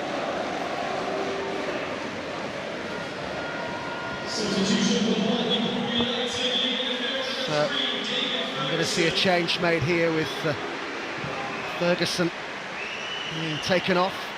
Fantastic season in that left wing back position for Hartlepool. He's contributed many assists, the only Pools player in the National League Team of the Year. Lost in the playoffs with York in the tier below last season, but could be victorious today, Ferguson, but replaced by Zane Francis Angol, who played in that 2019 Final Four, Dave Challoner, and he was on the losing side with Fylde. We're going to see a change made by Gary Johnson as well. Aaron Downs, the assistant at Torquay, with some last-minute instructions here for Angie Kimpioka. It's Cameron who makes way. Frustrating afternoon for him with those disallowed goals, but Kimpioka on here, still awaiting his first Torquay goal. It's on loan from Sunderland, the club managed by Lee Johnson, of course Gary Johnson's son. Elliott with the ball in, Armstrong couldn't grow enough. What do you make of that change, Adam? Kimpioka on, and he's kept right on as well. Yeah, no surprise there, Adam. Just to put Lemonhay Evans out on the left-hand side, you've got the out ball now of Kimpioka, the pace that he can run in behind. And he's certainly got the out ball to Danny Wright to be physical, occupy the centre halves in those areas when the ball does go up long, and like just as it there.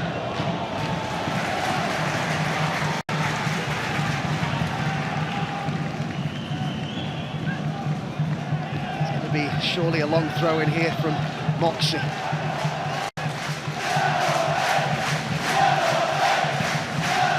Plenty of belief from the Torquay supporters. In it goes towards Wright. Little. Moxie. Lemonhay Evans, can he come to the fore here for the goals? There's his cross.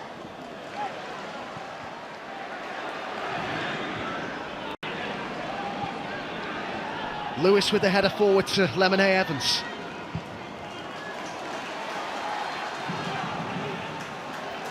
Hall. Little. Wright. Cleared by Francis Angol. Just a reminder that we have the UEFA Super Cup final coming up in August. Chelsea against Villarreal on the 11th of August. BT Sport 1 for that. A full season of National League action to come as well. All gets back underway on the 21st of August. Header down here to Kimpioka, supported by Asa Hall. He's forced in further wide than he would have liked. Moxie arrives in support, early cross in, he was caught late there. And the referee's going to want a word. at the very least. And a yellow card for the goal scorer, Luke Armstrong. So it's a centre forwards challenge, that one, Adam.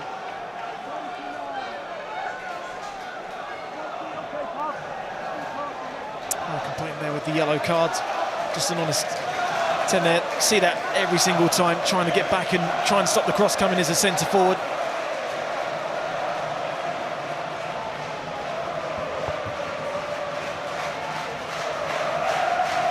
He's got a good left foot. Moxie, will it be him? Or Little, who stood there as well? They look on in hope. How Torquay need a quality delivery here. Just over 10 minutes to go. Little takes it. Too close to the goalkeeper though.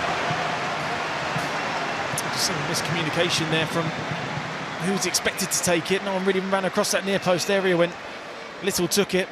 Almost felt like that the runs that were made was that he was going to come in from Dean Moxie instead. Time running out. Gary Johnson's Torquay. 10 to go at Ashton Gate.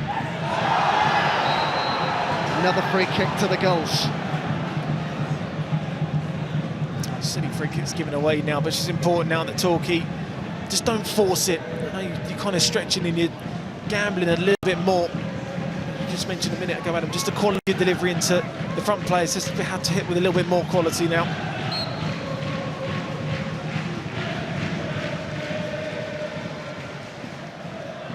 Sada goes behind.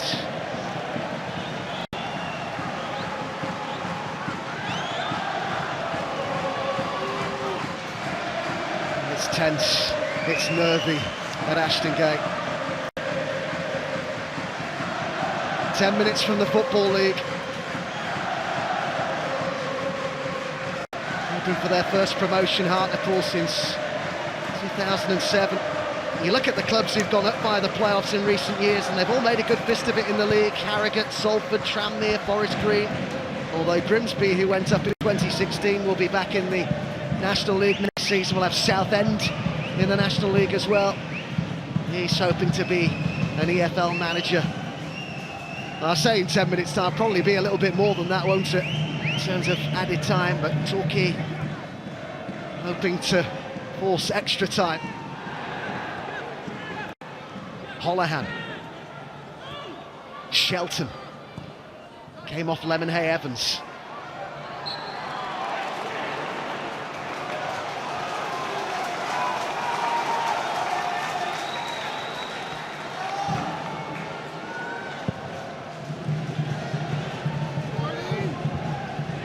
Came off Little. Asa Hall looking to play it through. Kimpioka.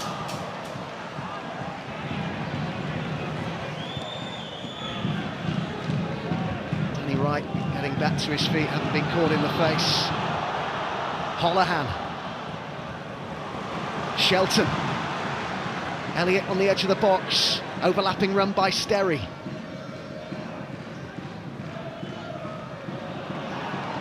Armstrong beaten to it. Lemonhay Evans tracked out wide by Featherstone. Randell makes the run inside of him. Waiting maybe for Winter to get forward. Asa Hall.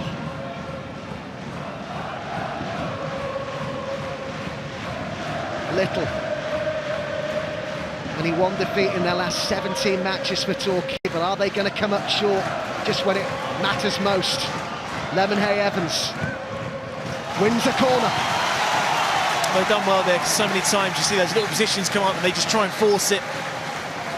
That's when you see 9 times out of 10 the likes of Gary Little win these physical battles. And that time they were a little bit more patient to try and open up an opportunity to get the ball forward and get an earlier cross in further up the field, but that's what he's all about, isn't he? Just that never give up, Danny Wright. Got a blow to the face, but still carrying on. The referee kind of noticed that blood injury for Danny Wright, because I suspect he wouldn't be happy for him to carry on without it being patched up, but here comes that change then. So Moxie has come off, Andrews has come on, and Lewis has just come across to Gary Johnson out of your shot to just get an instruction here. Well, Andrews came on to good effect for the Gulls in the semi-final win over Notts. He's got 6 minutes to try and inspire a turnaround here. Plenty of movement in the Hartlepool box as the corner swung in. And it's a goal kick.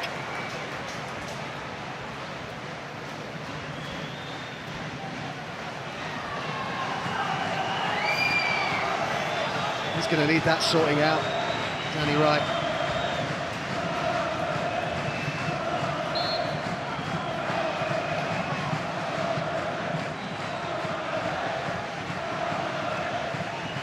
Caught by Holohan, seems inadvertently caught.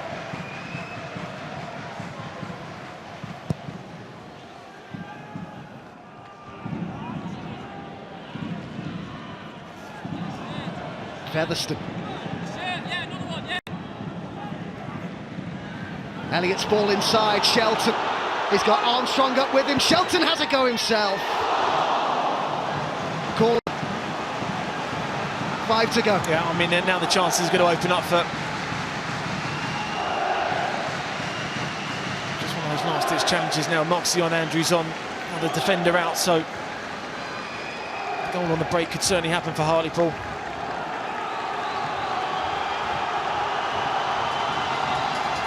Oh, another goal now for Hartlepool. Had come close to ending this as a contest with 4.5 minutes to go. Dave Challoner not happy with something, but it's his side who lead in the final 5 minutes at Ashton Gate. Coverland came for it, and it sat up nicely, and a good save by Coverland.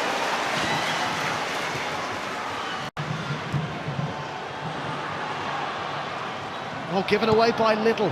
Kimpioka will look to latch on to this.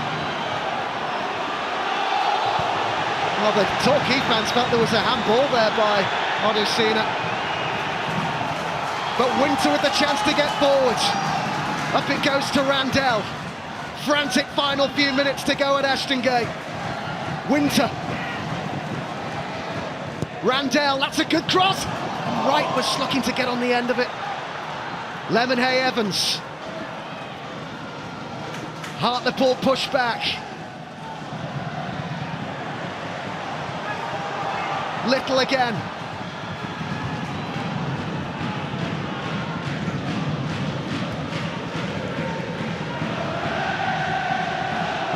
Andrews.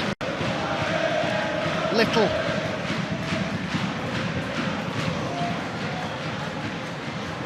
Randell. Little left it. And it opened up for the shot! And it just sailed over.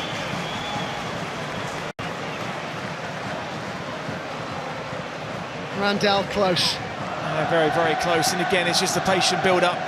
Fatigue now settling in now to Hartlepool. Just opens up there for him nicely, strikes it well, but just couldn't get it on target.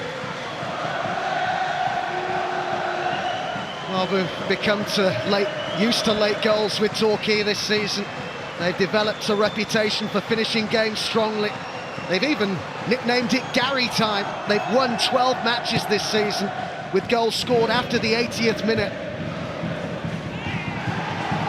Will there be another late show from the Gulls? There has to be, or it's Hartlepool heading to the Football League.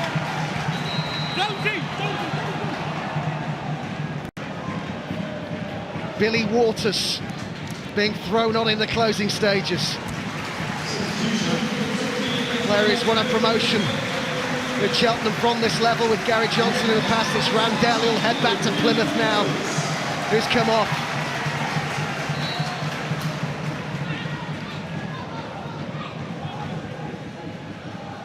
Andrews came off Sterry for a throw-in. Time very much of the essence for the Gulls. That's a nice ball, Lemonhay Evans.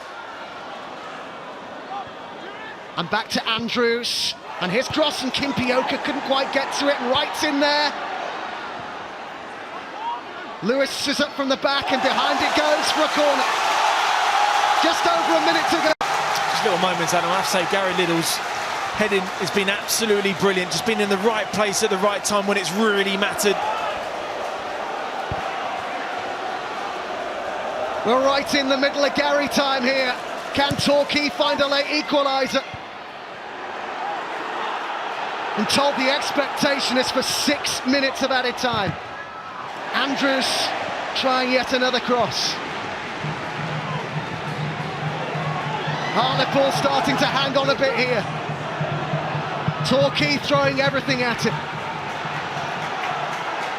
Lemonhay Evans.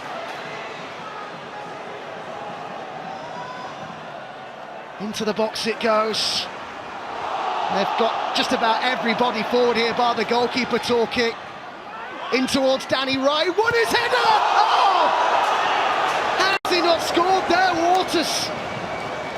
Was that their chance? Oh, this is edge of the seat stuff. Fans below us, Adam, just cannot believe this chance. Armstrong plays him on, so he is onside. Wow.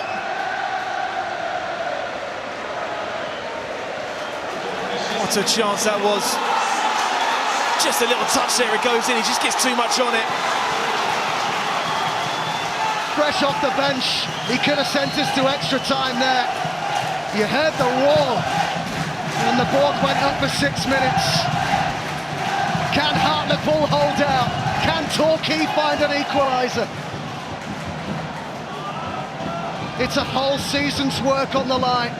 Its future's on the line. Flicked on by Wright.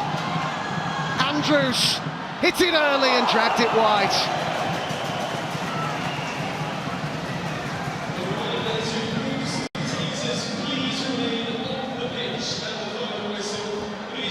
Again, it's just another chance that you look at. Goes begging, this one more speculative. Much more of a harder chance. Considering certain what Andrews was trying to do.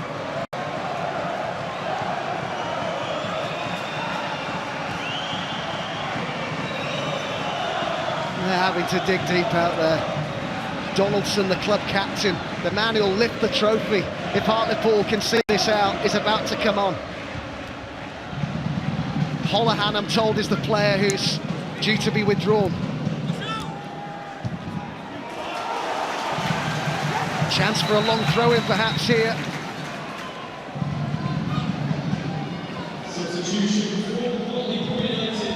Here comes that change then, they'll be in no hurry to make it. So Holohan comes off here. And there's a man in his third full season as the club captain, Ryan Donaldson, who's coming on here.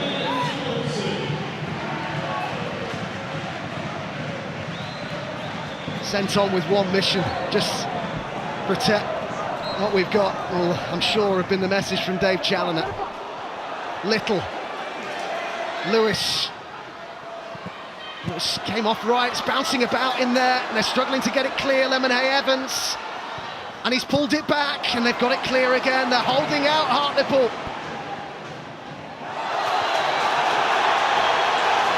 Oh, that'll relieve the pressure because the decision has gone Hartlepool's way, and Lewis could be a spot of bother here. Well, the referee has decided not to dish out any punishment.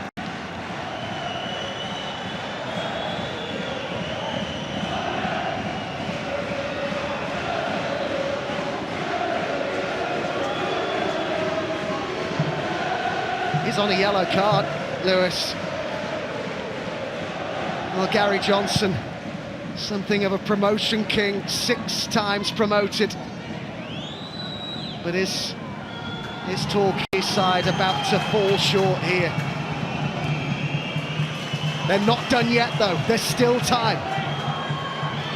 Hartlepool holding out. Waters, who's giving it here to Little.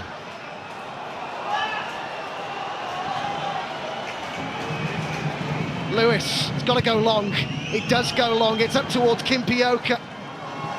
And it's going to be a corner.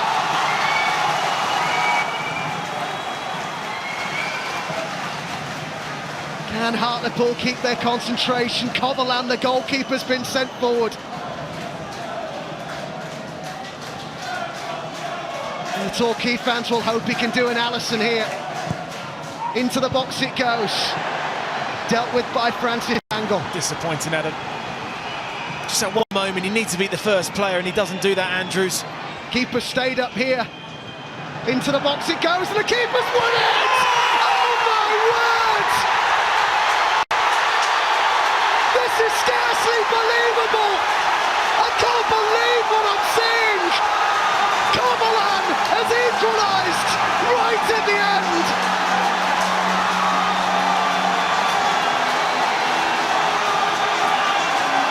Hartlepool thought they were there! The Football League was right in front of them, but Coverland has snatched it away!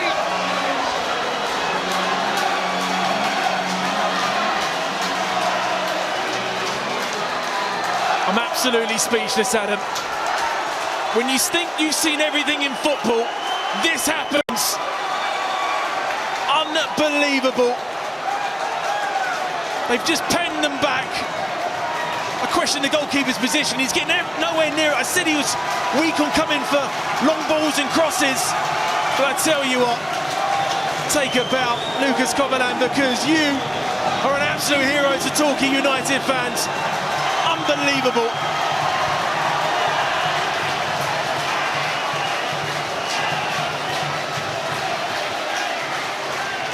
Absolute bedlam at Ashton Gate when that went in.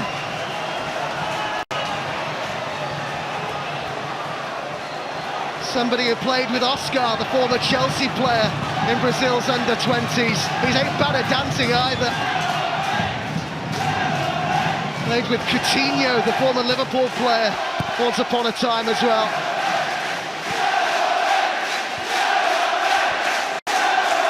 Well, you mentioned Allison, didn't you? You didn't think it was going to happen? Unbelievable.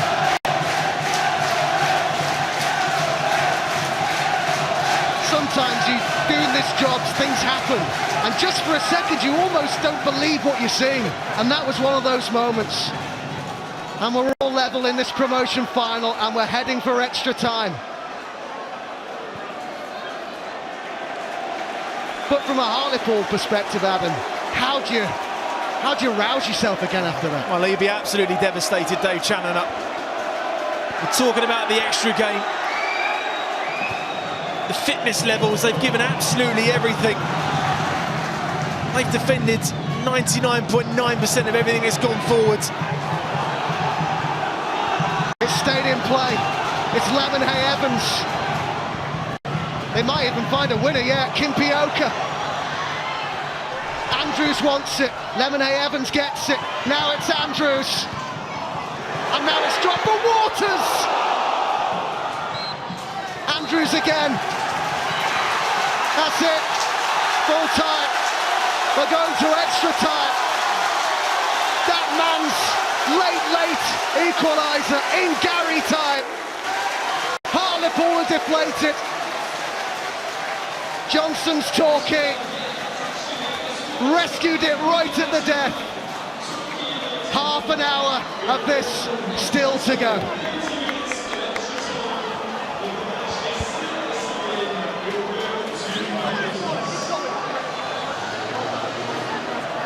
So 1-1, and you don't want to miss extra time.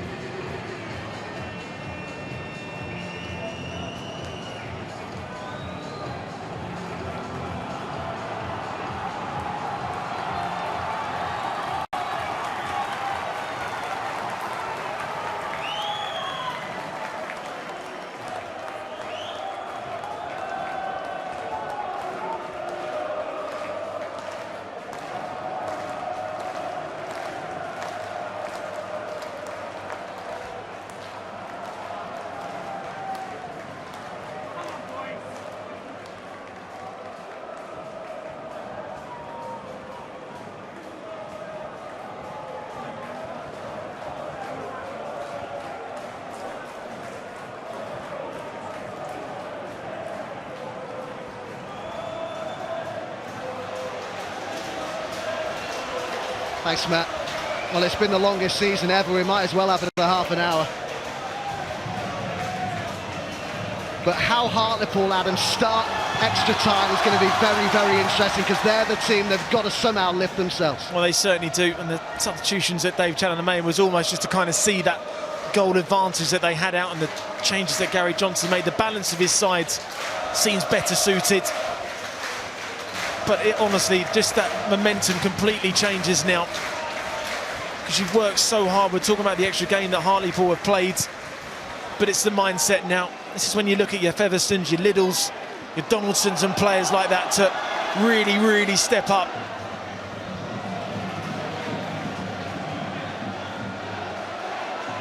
Little. Winter's forward. Over towards Winter it went.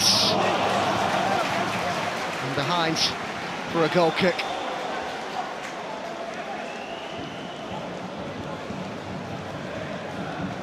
It's a great diagonal there from Little. Just a bit more belief there from Winter, just to hit it back across into an area. Waters was there, Kimpioka was there as well. Will be a much shorter summer break for whichever of these two clubs goes up. The League Two season scheduled to start on the 7th of August. The new National League campaign is on the 21st of August. That begins. But for those that do go up, they won't mind the fact that they've got that little bit less summer holiday time. The prize of EFL promotion is such a precious one, and Hartlepool were what, a minute and a half away.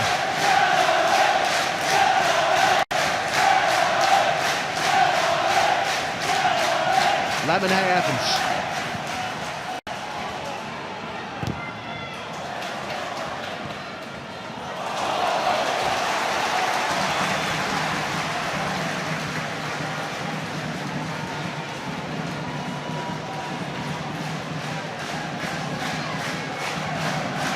The life of a football supporter. Goodness me. Ups and downs. It is a true roller coaster ride. A lot more lows than there are highs, and Hartlepool thought that they were close to one of the biggest highs, certainly in their club's modern history. Torquay to send it into the box, came off right. It is so hard to get out of the National League. There is such a bottleneck full of big ex-Football League clubs. It's just hard to even overemphasise how big this half an hour is for these. Oh, it's absolutely massive, Adam. It really is. I spoke about the sides coming into these playoffs, and I could almost compare them to what was in the League Two playoffs. And the sides of the clubs now we have in this league. Now we're joined again by Grimsby and Southend coming down from League Two. So it's only going to get harder and harder. Grimsby and Southend have just come down. Winter opened up for the shot, and it came off Johnson and Kimpioka and Winter and Waters! Great block. Brilliant defending. They've got more to do though. Elliott. Hartlepool need an outball here. It's all Torquay at the minute. What a block that was from Gary Liddle, by the way, Adam. Brilliant. In it comes again, cleared again, this time by Johnson. Shilton with the header. Armstrong was being held and wisely went down for a bit of respite and a free kick. Oh, he's been absolutely brilliant today, I mean, he really has. The leadership, I mentioned him and Featherstone in this extra time period, look at that. Just absolutely brilliant.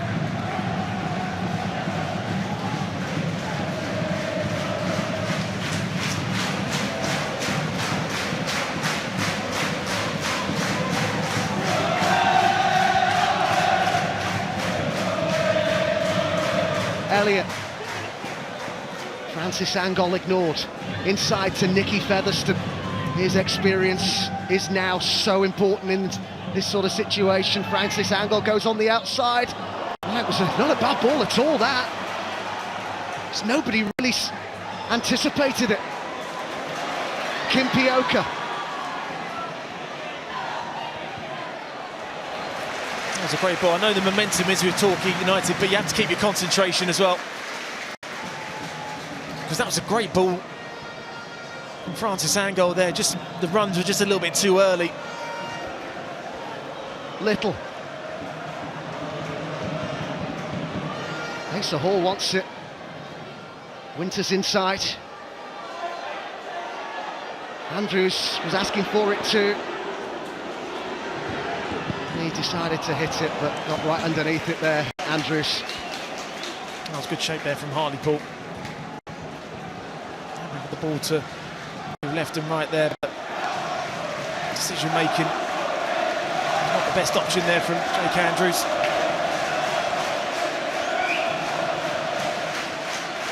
Five minutes then we've had in the first period of extra time. What did we say earlier on? Playoff finals never let us down, do they?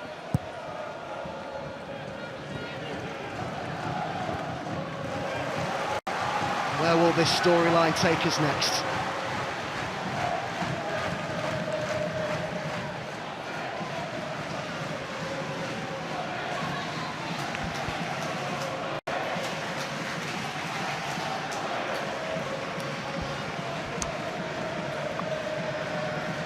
Well, there's still time. It could still turn from dejection to elation for Hartlepool yet. Sterry's cross. And Donaldson got something on it, but not enough.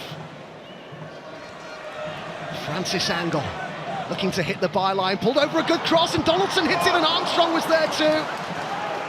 Torquay scramble it clear. Donaldson, Shelton, Hartlepool having a go now. Do not take your eyes off this for a second. Featherstone up to Elliott. Kind of difficult to get in the game second half, Luke Armstrong, but another quick reminder. Switch off for that split second. Just want to see him getting on the end of it.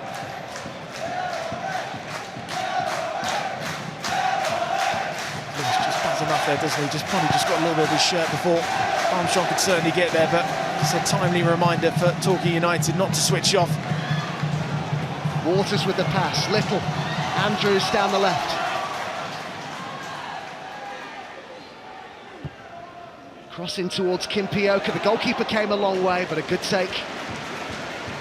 Hi James, what was your take on the equaliser, Adam, in terms of the goalkeeper? Yeah, I mean, you come into that area there, you're not going to get nowhere near it. A couple of times against Bromley in the first eliminator game, he looked a little bit vulnerable. Times I've seen him this season, especially from crosses and corners. What was decision making? Just stay on your line there, let your defenders deal with that. You're too far out. You've got to go into those body of players. You've got to try and win it, and you got nowhere near it.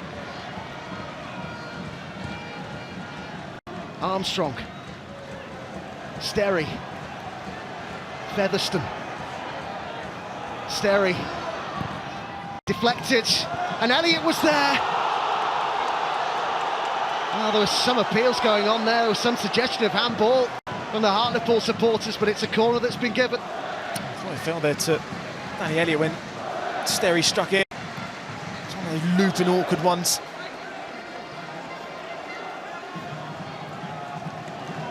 You do see a hand, don't you? From Sharing. Been some big calls in this game. Been busy. Simon Mather.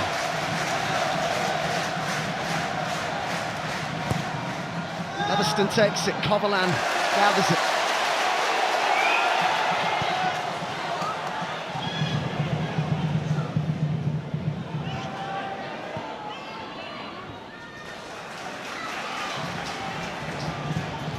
We've had two Brazilian goalkeepers in the latter stages of the domestic season who've scored big goals. Of course, Allison for Liverpool. That's a good pass, and Torquay look threatening here.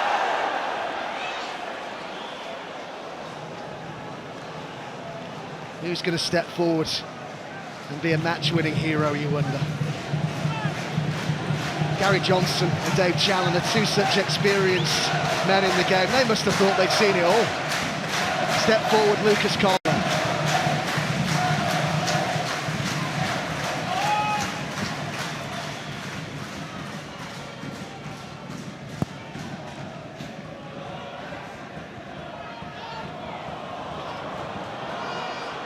Hartlepool looking to get forward with Shelton.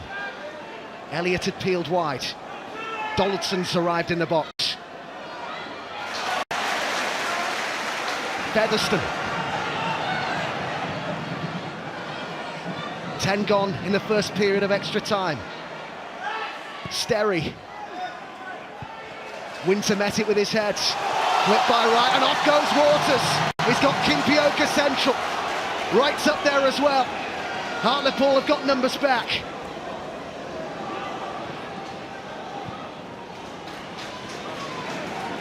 I'm surprised they didn't really go for that. Waters, one of the freshest players on the pitch, having only come on towards the end of the 90 minutes.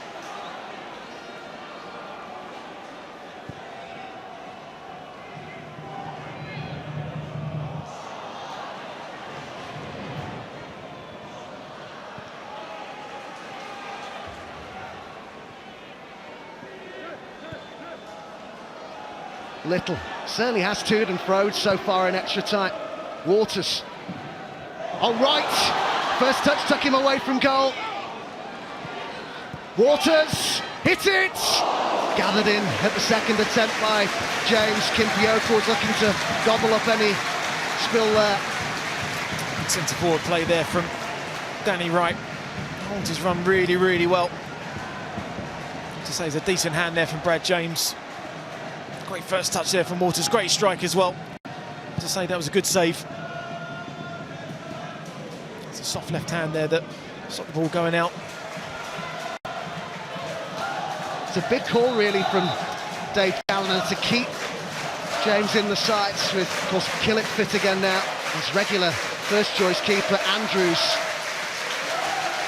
is struggling here.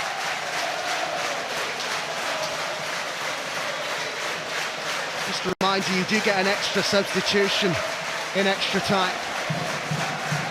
It does seem in a lot of discomfort, Adam. Another one of the players who came on in the closing stages of the 90. Well, his reaction would suggest that I'd be surprised if he carries on here, Andrews. He's waving over to the bench to say, don't bring me off. Well, he's saying it in the clearest possible terms as well. And apologies for that.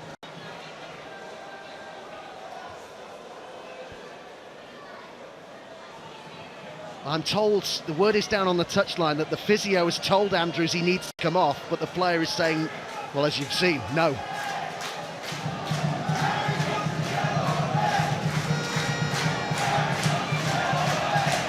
It's the managers, as well as the players, but particularly the managers who it all rests on, Adam, in this sort of atmosphere, this sort of occasion, where keeping your head has got to be so difficult. Well, he's adamant, isn't he?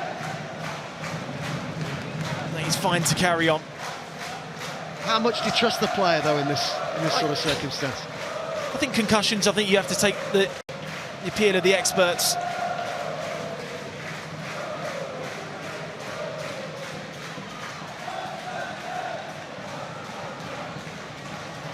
It's caught afterwards. But the adrenaline's going in your body. Certainly looked a sore gash on his leg there, and he certainly is caught afterwards from Danny Elliott. Well, it was that reaction that suggested to me that he wouldn't be able to carry on, but well, we'll see. Asa Hall, the captain, has come across, and I just wonder whether he's saying to him, come on, for the team, maybe it isn't wise that you carry on. Gary Johnson. Well, he does have Luke Molyneux still on the bench, and the other player there is his sub-goalkeeper. Sorry, that's Hartlepool, excuse me. He's got Buse is there, MacDonald, I meant to say, the substitute goalkeeper. Andrews already brought on, Kimpioka and Waters already brought on, but as we say, in extra time can make that extra change. There is Buse. I mean, the fact he's down for this period of time, Adam,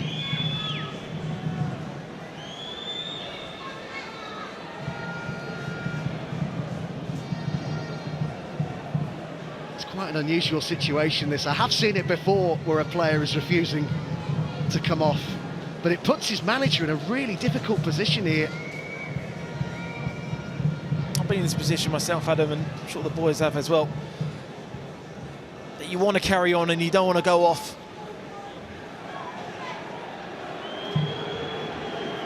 But it almost seems every player now is saying for him to go off.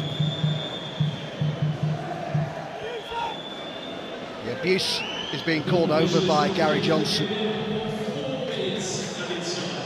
So we're going to have a minimum of 4 minutes added time. There's probably going to be even more than that because this isn't close to being sorted out yet. It's the season that never ends, Adam. I have to say, from a Hartlepool perspective, they've surprised me in terms of how they've reacted, because they had started to look a little bit leggy, understandably, even before the equaliser, and you can only imagine how gut-wrenching that equaliser. I think their reaction's been good. Yep, I can concur with that, Adam. To concede a last-minute goal anyway, at the best of times, is hard, especially, and then the goalkeeper goes and scores, and you feel you're almost there in the Football League, and then you have to go again. And this is the mental side of the game that players are learning more and more now to deal with. But I must admit, every time they get into Torquay's final third and the ball out wide, you kind of feel that they are creating opportunities and creating chances. Still looks like he's requiring some persuasion here, Andrews, to come off. I'm hearing now that the problem is a really bad cut, which of course we can't see. But I'm not surprised when you look at the way the studs rake down his leg. Which was accidental, of course, as well. No, nothing more than that. The longer this goes on, it just gives Hartlepool just a bit of recuperation and a bit of time just to get themselves together.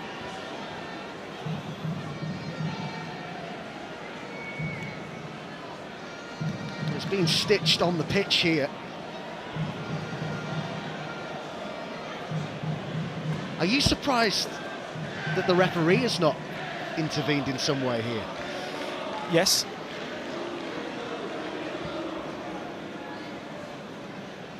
But you do need to see the magnitude of the injury. Which we haven't, and it's difficult, obviously, to give a firm view in those circumstances, but we wish Jake Andrews all the best. It's obviously very painful for him. And it's a credit to him as a competitor, someone so desperate to win, to be there for his team, to want to see this through, both for him personally and his team collectively. It's almost hard to quantify, to put into words what these games, these occasions mean at this level of football. There are bigger games in football. We only need to look maybe to the Euros for that right now, but in terms of what it means to the specific clubs and their supporters involved, it doesn't really get much bigger. Promotion to the Football League is so precious, so short after. Well, it is. I mean, I'd put this on par in terms of what it means to football clubs for the Championship sides going into the Premier League. Because of only the two going up, it's even harder to do. Mentioned about the strength of the league, but this changes financially for players, changes financially for the football club as well.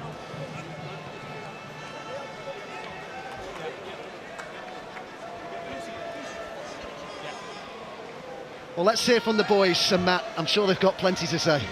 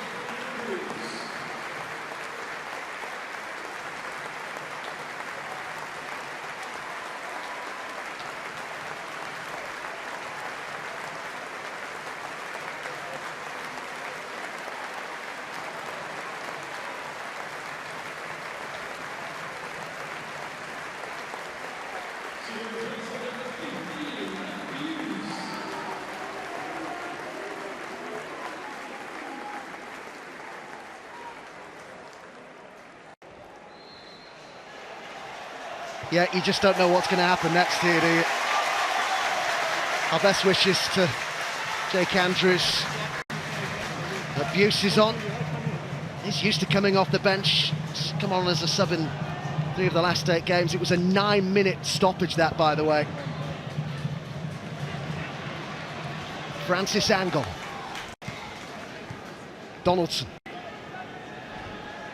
Featherstone. Francis Angle. We stood up a decent cross, but over the head of Elliott. He'll come out here to Featherstone. Sterry with the header.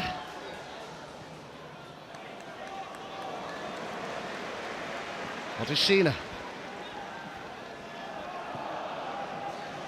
Good point that the guys were making there, that it will have done Hartlepool some good to just, all that's happened, compose themselves, get some rest as it's hit by Shelton. Had the best part of 10 minutes where we had no play. I think you find I said that first and they just copied me again. But yeah, I think you're right. It's just in terms of the momentum now that it's almost like when the bell goes in boxing and you just kind of just gives yourself time to regroup again and just get that energy levels back, because as Aaron said, they were really out on their feet. You've just seen there Featherstone passing it out wide, then getting across into the box.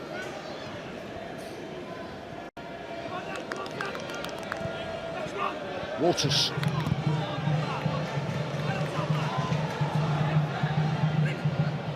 Winter. Waters. Free kick to Hartlepool, now by Waters.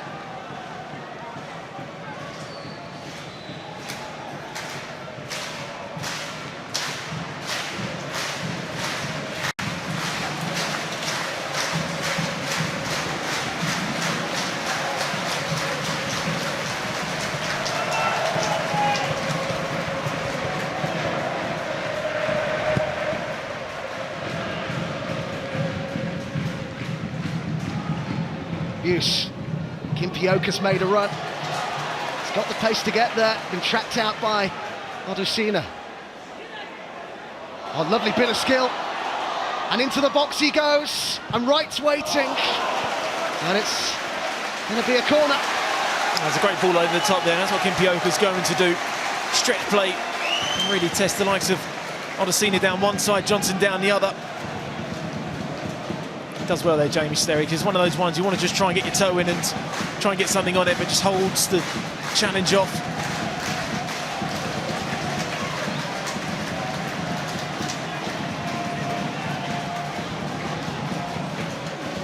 It's Wright, who has no number on his back after having to change his shirt in the 6-yard box. He waits, the flick on. And they'll keep it going here. Waters, good block. Important that from the forwards. Elliott back defending. Lewis looks to go to the byline and wins a corner off Featherstone it goes. Oh, don't mind there, Nicky Featherstone. He's been excellent in that midfield area. Just trying to keep the team together, just keep the momentum going. Doing that defensive duty, he does so well. He was your man of the match, wasn't he, in the playoff semi-final, that win over Stockport.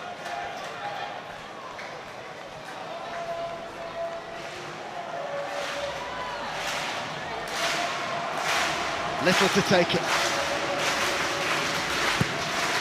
Make their move in, several players, as it comes off Johnson.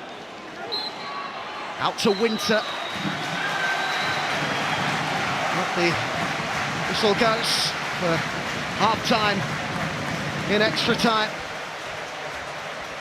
Lucas Coverland's equaliser right at the end of normal time, forcing us into that extra half an hour where we had that injury to Andrews.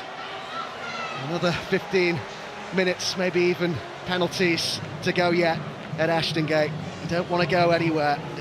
Half time and extra time then. It remains all square in this promotion final. Hartlepool 1, Torquay 1.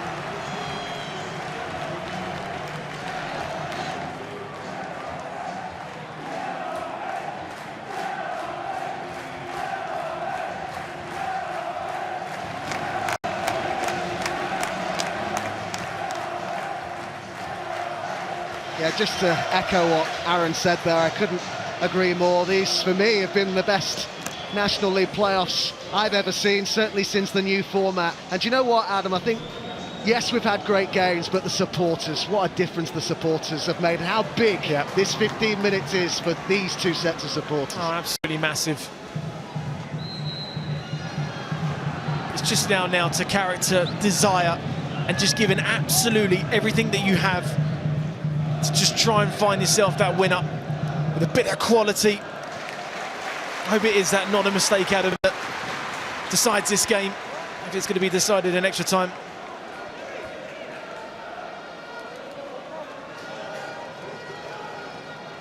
Sterry with the throw-in. Shelton. Featherstone. And it might drop for Elliott. Oh, there were several in there for Hartlepool. I do get that feeling though, Adam, when Hartlepool in the final third and crosses go into the box, Torquay look a little bit nervous.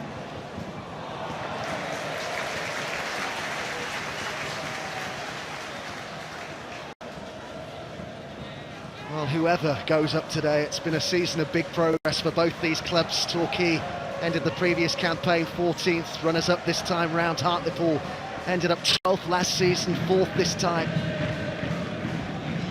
Even for the team that doesn't go up, there is a big platform on which to build.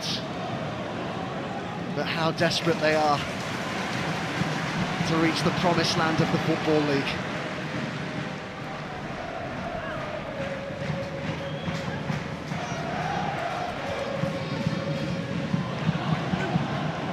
Lemonhay Evans.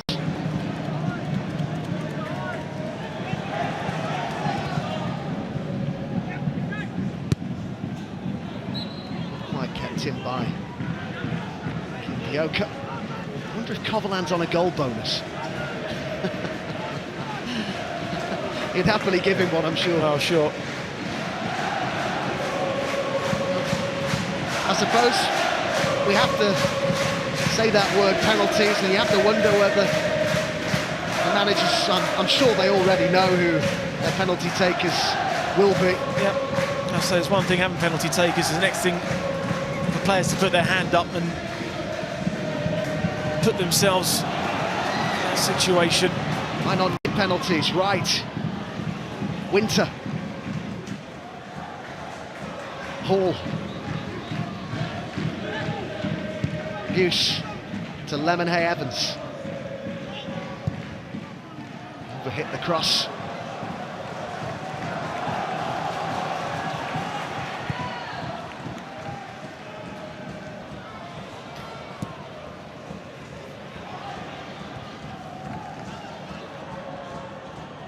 Donaldson.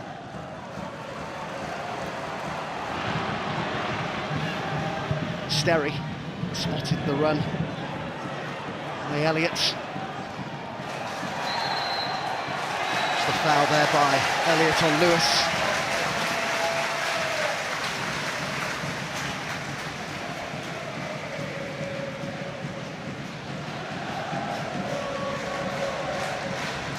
To do a similar job to what Yoka's doing, just chasing everything down. Flick on by right. Yoka couldn't make it stick.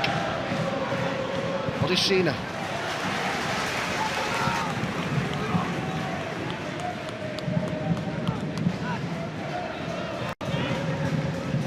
Armani Little was a National League South playoff winner. Woking against Wellingham, who scored a free kick in that game. Just wonder whether somebody, that was from 25 yards, that free kick.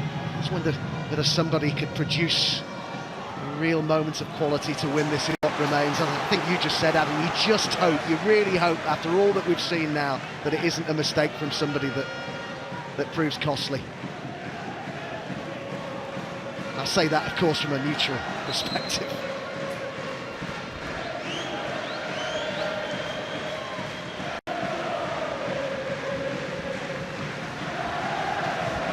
Sterry preparing a long throw.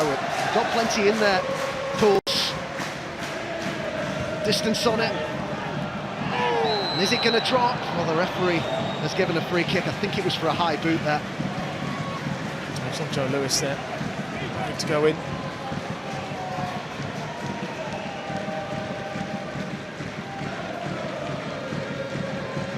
What we need to do is send half Adam, stick the head in where he can be hurt.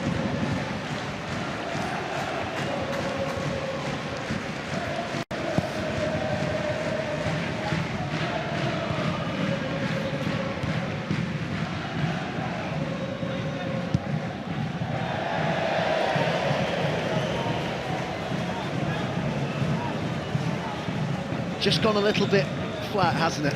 It's bound to, Adam. Am I expecting too much?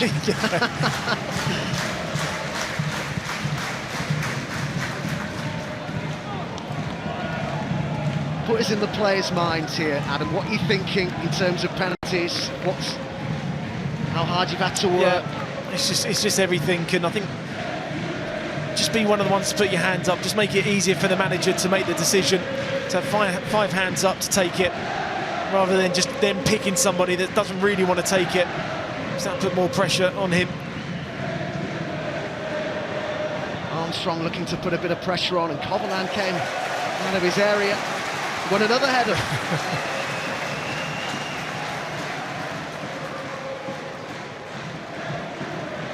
A text message from one of his old managers, Adam Hinchwood, said he always thought himself as a bit of a centre forward.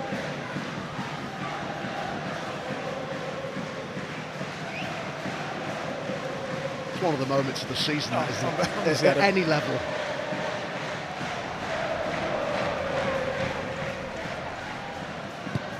Sterry's cross.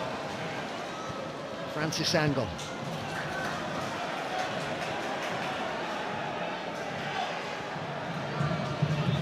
Hartlepool have certainly shown great character since that equaliser. They looked to get back in front here. It bounced off Elliott. Hall to Waters. Hall, the captain again.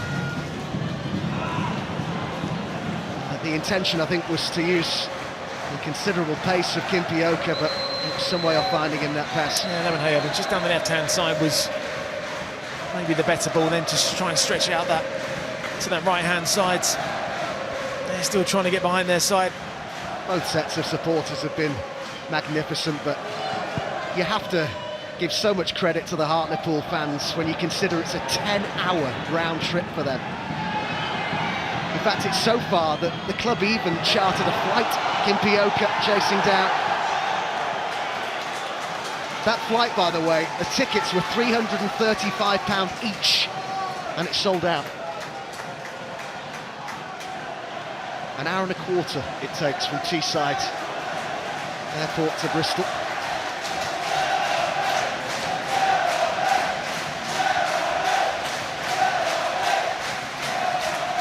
Players and supporters digging deep here. Waters. Armstrong will chase it, but across came Lewis.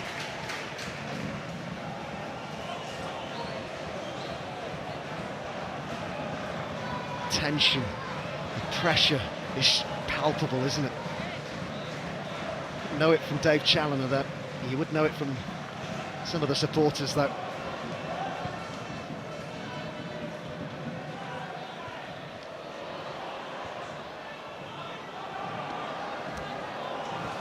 Hartlepool able to make another change in extra time. We told Luke Molyneux is going to be coming up.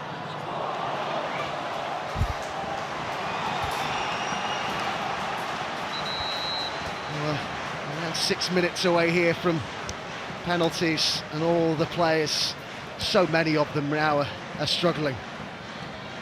A season that's lasted 12 months if we include pre-season.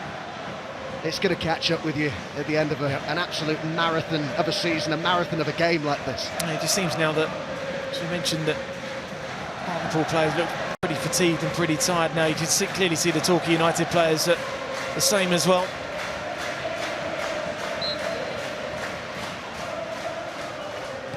Will a chance drop for somebody? Oh, that's really nicely done by Francis Angle. And the cross is too close to Coverland.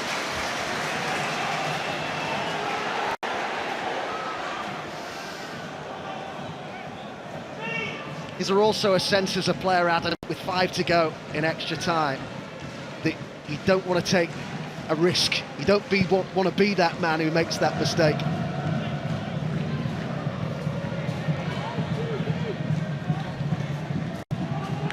Can lead it to be quite cagey in the second period, often of extra time. Yeah, of course it is. I mean, you won't really see the ball getting down, getting played, little balls around it. It's just those ones that are just, it's a safety ball into the channel.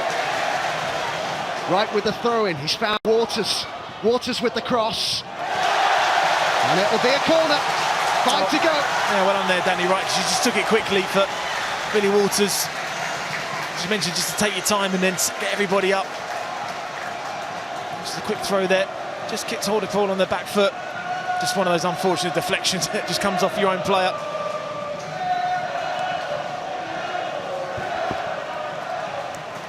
Scored so late on in normal time. Can they now do it in extra time? Torquay. Sense of anticipation around Ashton Gate, certainly from those in yellow. Little's ball in, dealt with though at the near post very well. Kept in play. Little to send another one into the box. And they're both appealing, it's another corner. Hartlepool under a bit of pressure here in the closing stages. Yeah, it's a great ball in that from Imani Little, just really dug it out and just threw it in there.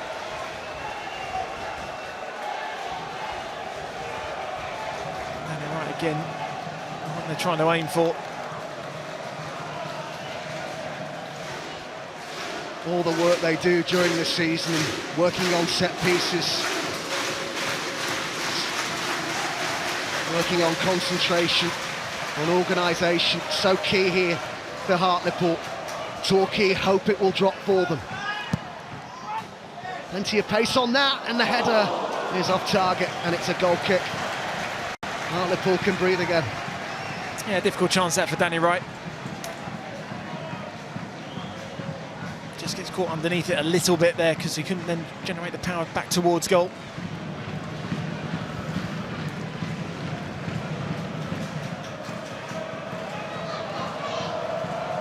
Penalties are coming. As if we've not had enough drama. I'm shattered, I've not kicked a ball. It's been sliced by Little. And up the pitch, Torquay get.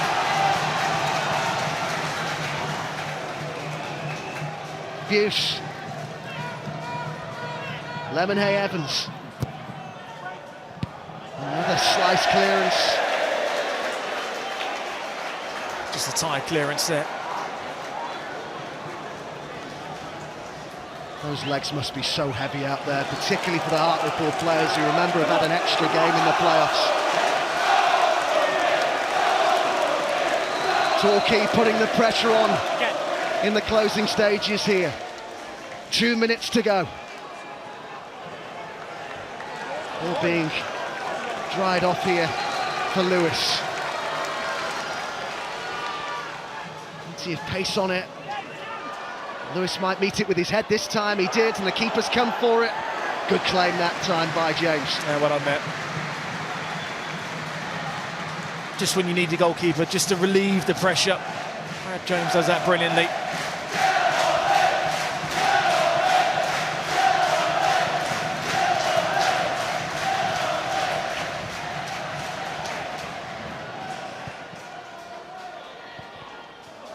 Off Johnson for a throw-in.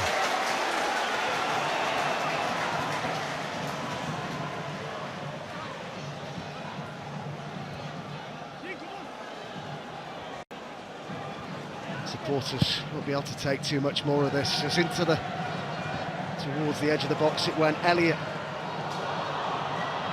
Armstrong. Was he caught there? He was. Now this could be really interesting as we move into the final minute of extra time. Armstrong's won a free kick that's going to give Hartlepool the chance to stick it in the box. Dave Challoner looking at his watch. Well played there, Luke Armstrong, because he's certainly taken one for the team there.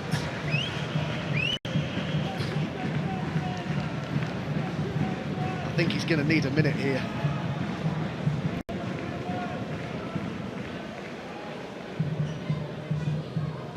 as long as he needs after that.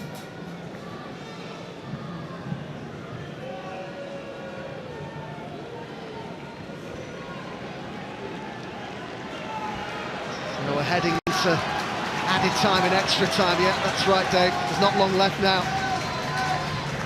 Molyneux's ready to come on. Something of a penalty-taking specialist.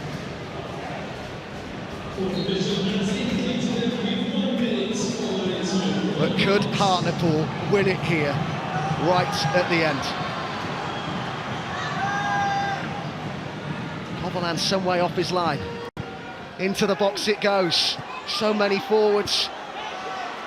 And Johnson puts it back in the box, and then it came off the back of Donaldson. It was on target. Well, the reaction of Elliott says it all. It's a corner, but it could have been more. Oh, it could have gone anywhere, this one, Adam. I think it's Danny Wright in the end that just gets a block on it that he won't know too much about. Just strikes the thigh and goes wide. I said they have looked nervous every time that Hartlepool have gone into their half, into their box.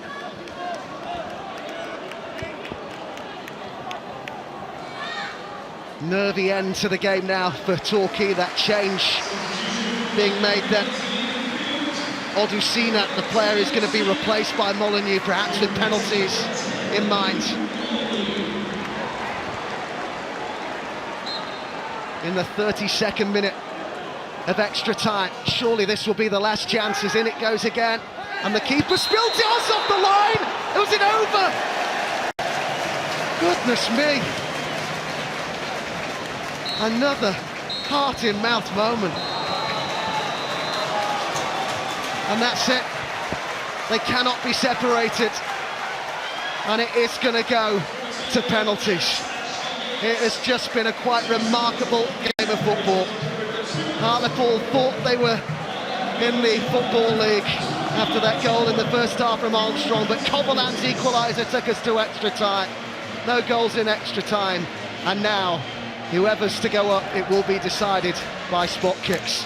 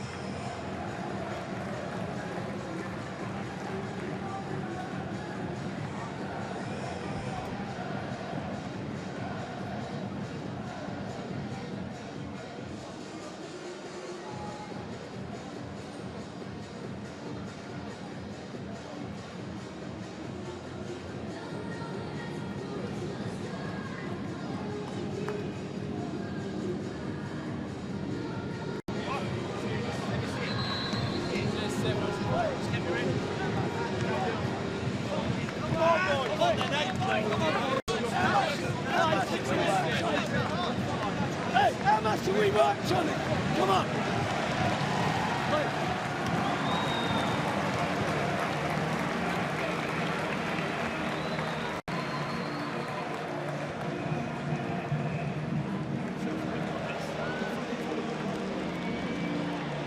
Come on, boys, come on, come on. Got this, yeah.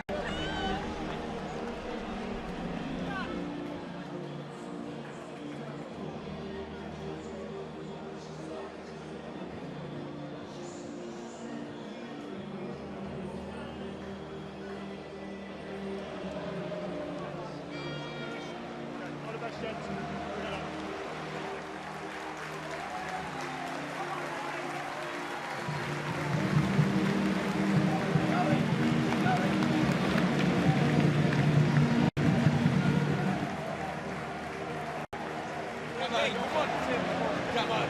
Hey, you got it. Yeah. Together. Everyone's fucking together. Come on.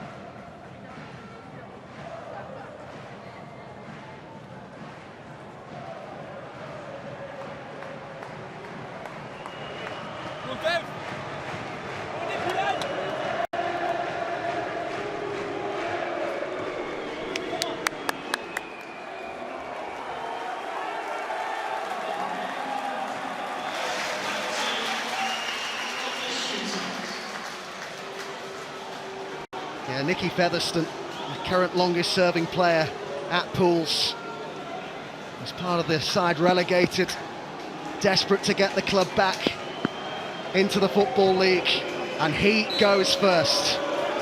Up against Coverland, Featherstone for Hartlepool, saved! Dream start for Torquay in the shootout!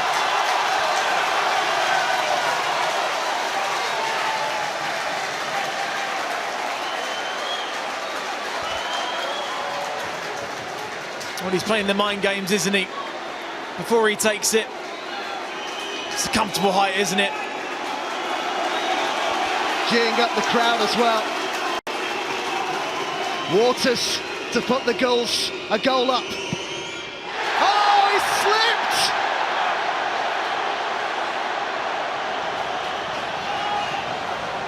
The stuff of nightmares for Waters.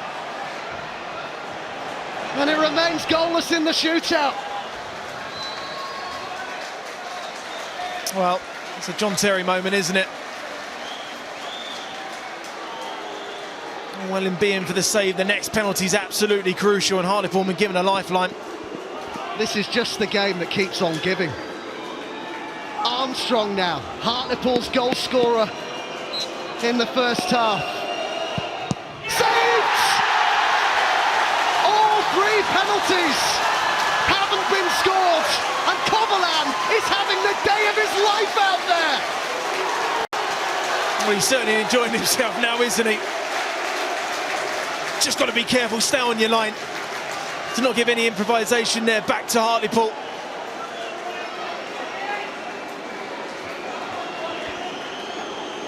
Danny Wright now, placing it with precision. A brace in the semi-final against Notts. Danny Wright. Off the bar! I've never seen anything like this. That look says it all. 4 penalties, none scored. Wow. He puts his laces through it, but just leaning back and strikes it against the bar.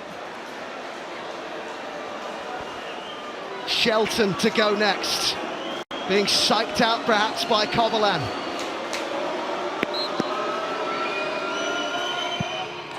This time it does hit the back of the net, and Hartlepool lead in the shootout. Oh, well done there, Mark Shelton. Mind games again from Lucas Coverland. Thinking it was going to go down the middle, opens his body out nicely, and finally we see a penalty hit the back of the net.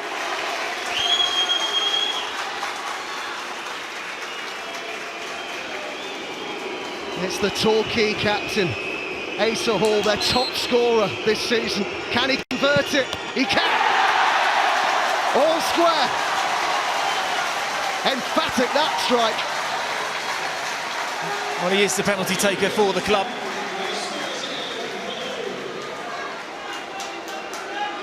Now holding back straight down the middle. Big penalty. They've had 3 penalties each. It's 1-1 in the shootout.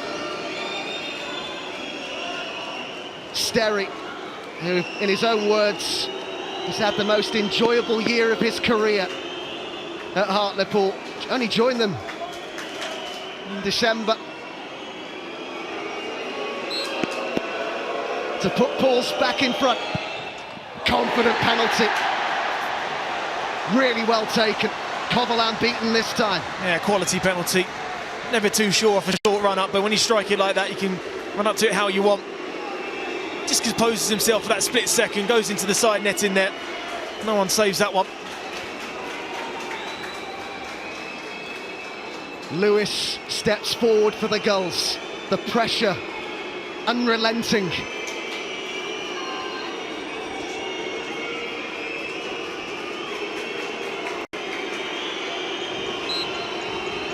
Can he convert?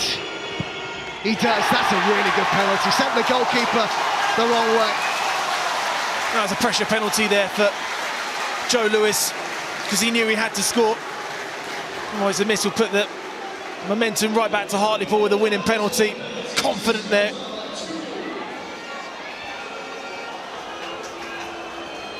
So next up, it's the man who was brought on specifically to take a penalty. Luke Molyneux. Great strike. And Hartlepool lead 3-2.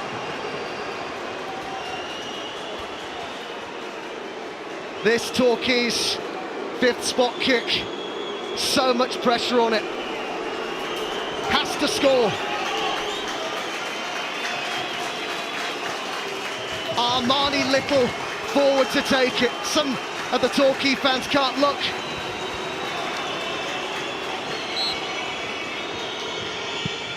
Oh, you wouldn't know the pressure that was on that. I'll tell you what, the most pressured penalty is the best one that's been taken so far. He's had an outstanding afternoon's work, capped off with a brilliant penalty. So into sudden deaths we go. Danny Elliott, who came on as a substitute, up against Coverland. Elliott for Hartlepool. Scores. Again, the goalkeeper sent the wrong way. And the pressure's heat back on Torquay again now. It's a confident penalty, just looking at Coverland, just starting to step off his line a little bit now. So he's got to be careful.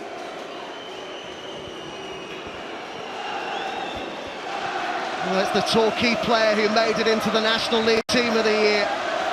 Lemon Hay Evans. Some of them are looking through their fingers.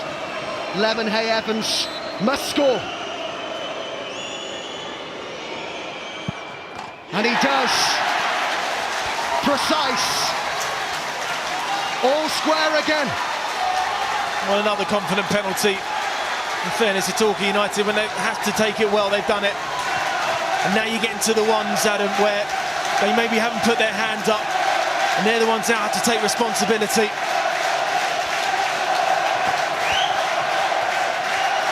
Look what it means.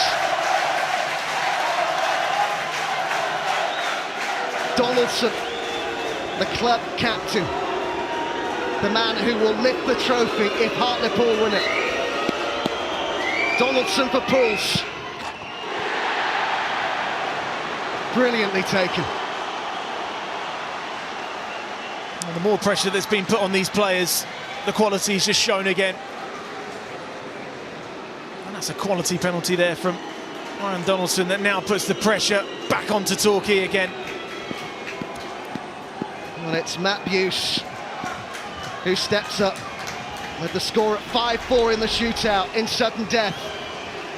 Buse has to score or Hartlepool are going up. Buse. Oh, he's kept it out! Pools are promoted! back to the Football League. Dave Challoner's made the dreams of all Poolies come true. Misery for Torquay and Buse. From utter dejection in added time at the end of normal time to now elation for Dave Challoner. A club back where they feel they belong. So many years of disappointment, so much frustration, now replaced by sheer elation. Hartlepool are a Football League club again. Well, absolutely brilliant, Adam. Talking about the emotion of the game, talk about what it means to these fans and what it means to these players. We have been treated to an absolute unbelievable final that had absolutely everything in it. Every single player played their part, but that man there has taken this club forward in ginormous strides. And that man there, well, the experience that he's shown and how far he's taken Torquay this season is there to be seen. The fans on the pitch, you don't want to see these scenes, Adam, because it almost takes it away from the game, the quality that both of these sides have been. He's been absolutely unbelievable, Gary Liddell, in the centre of that defence. Brilliant game, great advert for the league yet again, and congratulations to Hartlepool. Well, Dave Challoner, after the initial burst of celebration, in tears now. We've met Dave many times, Adam, the pair of us. We know what this will mean to him. We know how hard he works. And there is the reward in the end. But what a part Torquay have played in all of this. Incredible drama. You just hope that the supporters, I can understand in some ways the complete release of emotion.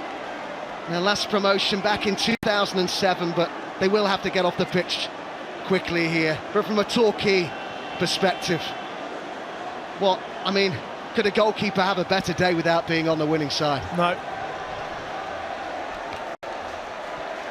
So he played his part massively.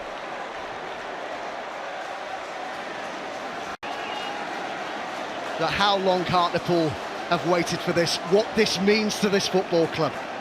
Oh, it's a huge club, Adam. Had to wait a long time. They found it difficult in the first time that they come down.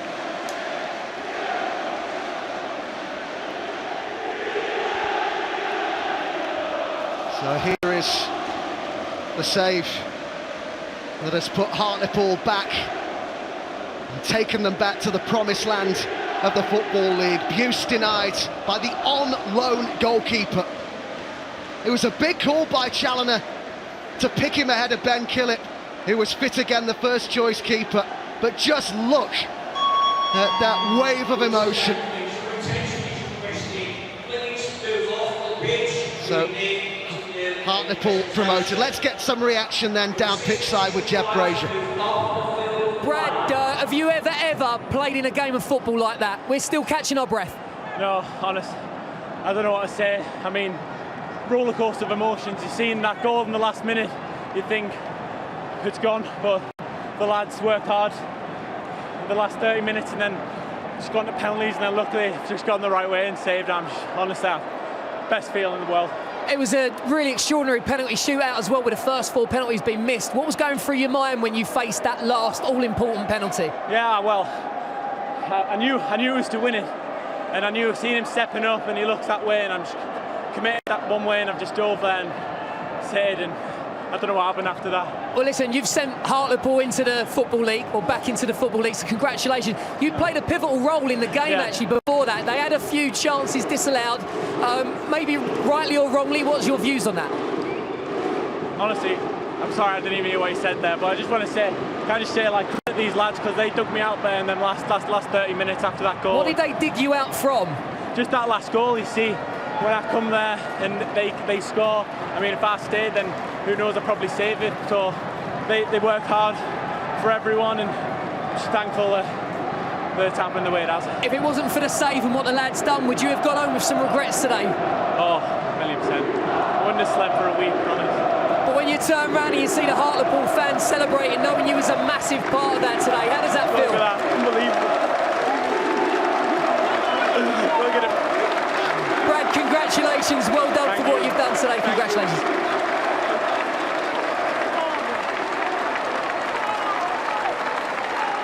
Nicky Featherstone, Hartlepool captain, how are you feeling? Oh, it's a bit surreal, to be fair. I've been here 7 years now. It's been a real struggle, and I was in that squad that got relegated from the Football League. And for me, personally, it's just happy to be in a squad that gets us back where we belong. I mean, talk about character, Nicky. That whole performance has embodied it.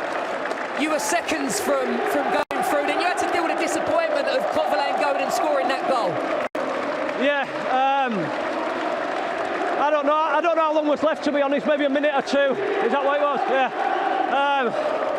The gaffer, to be fair, regrouped us, and I think we had a few chances ourselves in that extra time, but I'm buzzing for Brad because it was difficult, the goal. He was disappointed with it, and he said you dug him out. Oh, that's me. Horrible man sometimes, me. But no, dug him out of trouble. Oh, I'm not sure about that, but he's saved the winning penalty in the end, which I'm buzzing for him. Hey, talk to me about Challoner and his effect this season generally. You've been at the club, obviously this is your second spell as well. How well has he done? How important has he been? I think his record speaks for itself. I think every full season that he's had, he's managed to get the playoffs minimum, so it tells you what type of guy he is. He doesn't let standards drop at all. He's on to us day in, day out, and I think you can tell that we're a fit group of lads going into that extra time. And to have come through playing that elimination game as well, knowing that you had to really earn it and play the third game, could you have done it a harder way? No, definitely not. We missed an opportunity to finish in that top three in the last 4 or 5 games. But what a way to go up, playoffs. If you can guarantee to go up through the playoffs, I think it's the best way. Like you say, it's been a long season. I think we came back on the 20th of June last year, 20th of June this year, and it's been a full year long. Nicky, I've been looking forward to reeling this stat out, but what is it about you and your team that when you go up in front, you basically, I think it's 25 games now, haven't been on the losing side? I don't know what it is, to be honest. We're a front foot team, and if we can get ahead early on, we do tend to defend well. We've got some experienced players at the back with Gary Liddell talking people through. Sterry's been unbelievable. I don't know what it is, to be honest. I couldn't tell you. Nicky, congratulations. Top You've man. taken Hartlepool to the EFL. Well done. Thank you. Cheers, mate. Thank you. Top man.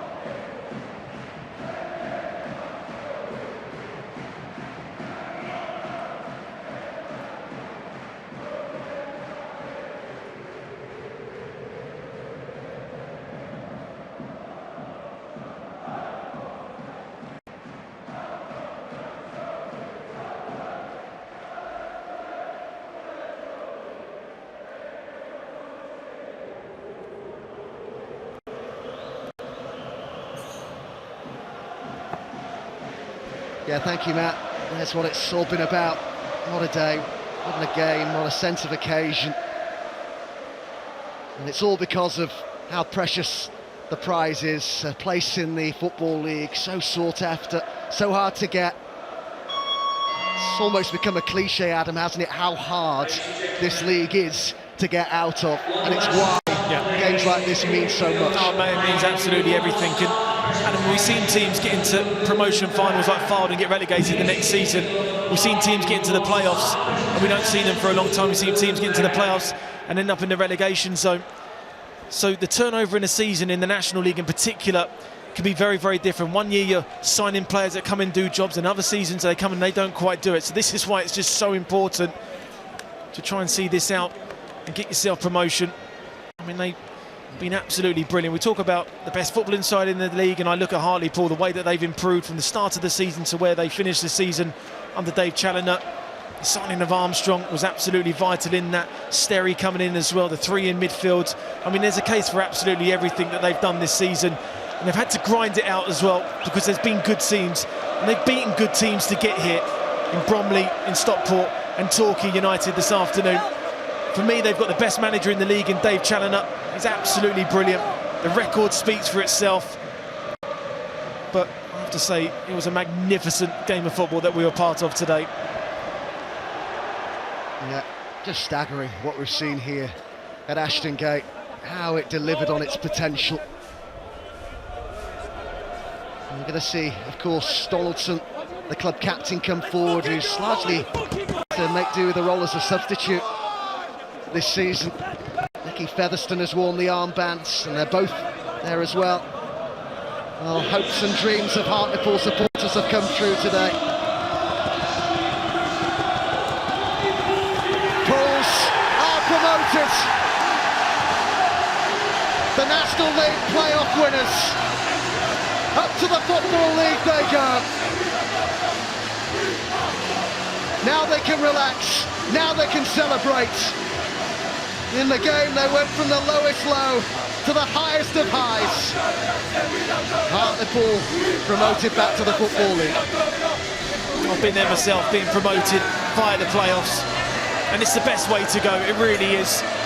The whole emotion of the whole day, what it means to the fans, the travelling fans that have been through so much this season. And for him there as well, Adam, I said he's the best manager in the National League, and he's proved it yet again.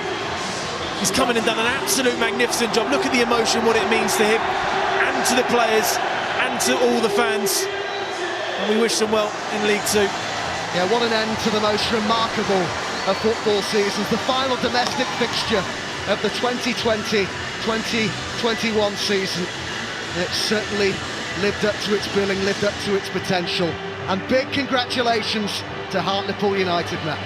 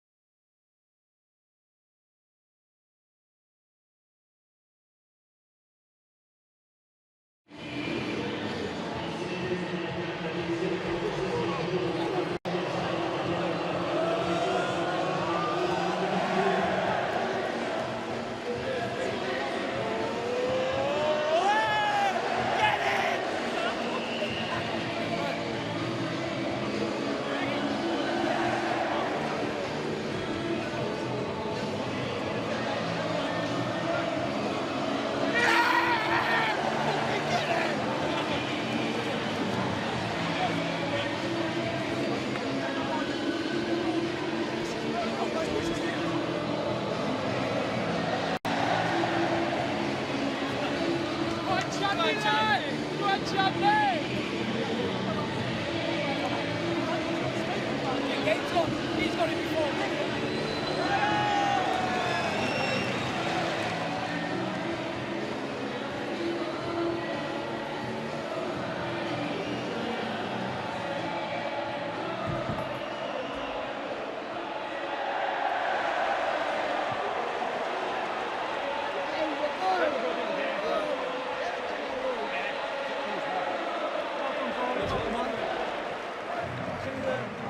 Behind the red on the bottom. Oh yeah. Oh, I can see him, Danny. On the back. Oh, he's top one, yeah.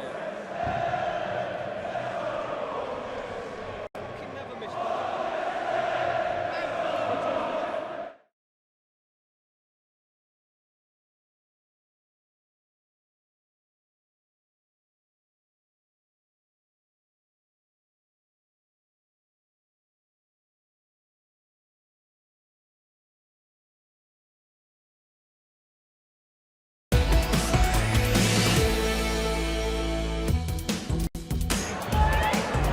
Notes carries on and then he hits it and it came off Armstrong, who's turned and scored! Luke Armstrong for Hartlepool! Pools break the deadlock in the promotion final. Keeper stayed up here. Into the box it goes and the keeper's won it! Oh my word!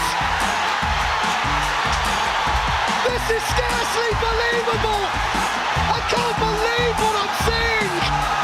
Cormoran has equalised right at the end! Buse has to score or Hartlepool are going up. Oh, he's kept it out! Pools are promoted! Hartlepool are heading back to the Football League!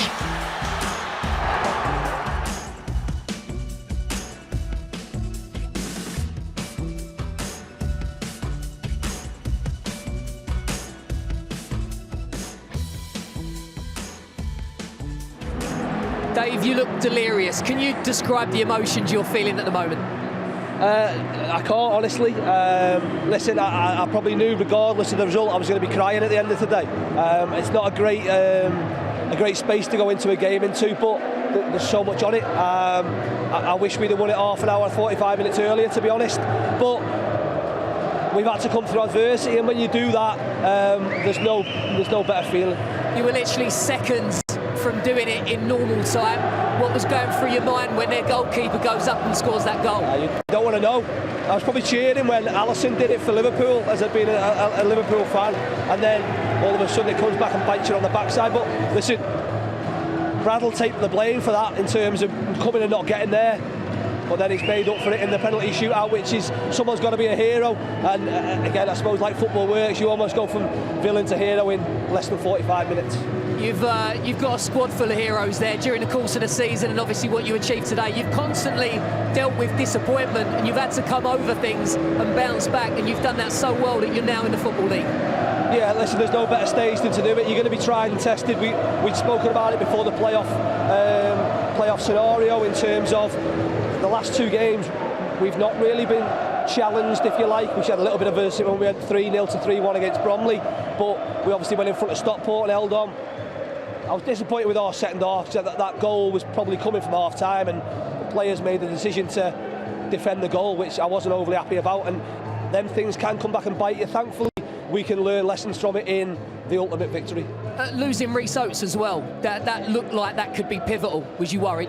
I suppose you go into the game knowing, especially with Oatesy, the type of player he is, to get him through 90 minutes. It's debatable anyway, so you're probably expecting that you're going to have to make changes. You hope that the game's won, if you like, by the time you have to make them changes. It wasn't, so we had to then, I suppose, do things a little bit differently in the extra time. Man. It became a bit nervy, a bit tense, and then listen, to win on penalties is an amazing feeling. Dave, you know, I just saw you embracing the family. I can see what it means to you personally. Can you just describe what you feel like you've achieved? This is the hard bit, innit? I wouldn't do it if it wasn't for them. To have the support, like I say, of them, it's been a long journey to get here, and they play an awful, well, the biggest part in that. And sometimes, from my perspective, maybe don't show that enough. So to be able to celebrate with everyone today is brilliant. And like I say, to become a Football League team again and become a Football League manager is something I'll treasure for the rest of my life. I mean, how proud does it make you feel like you're going to now prepare for a season in the Football League? It's no doubt what you've been aiming for the last 10 years that you've been managing. Yeah, of course it is. The hard bit will be telling the players they're back in next week. That'll be tough, but things turn around quickly. Like I said, this squad, if we hadn't gone up, would have been dismantled. Hopefully, with us becoming that Football League team, we can keep some of it together and build. And as with everyone, we're a little bit greedy, aren't we? So look to go again and hopefully have a good run and carry momentum into next season. Dave, congratulations today and good luck next year. Cheers, Jeff. Thank you. Thanks, mate.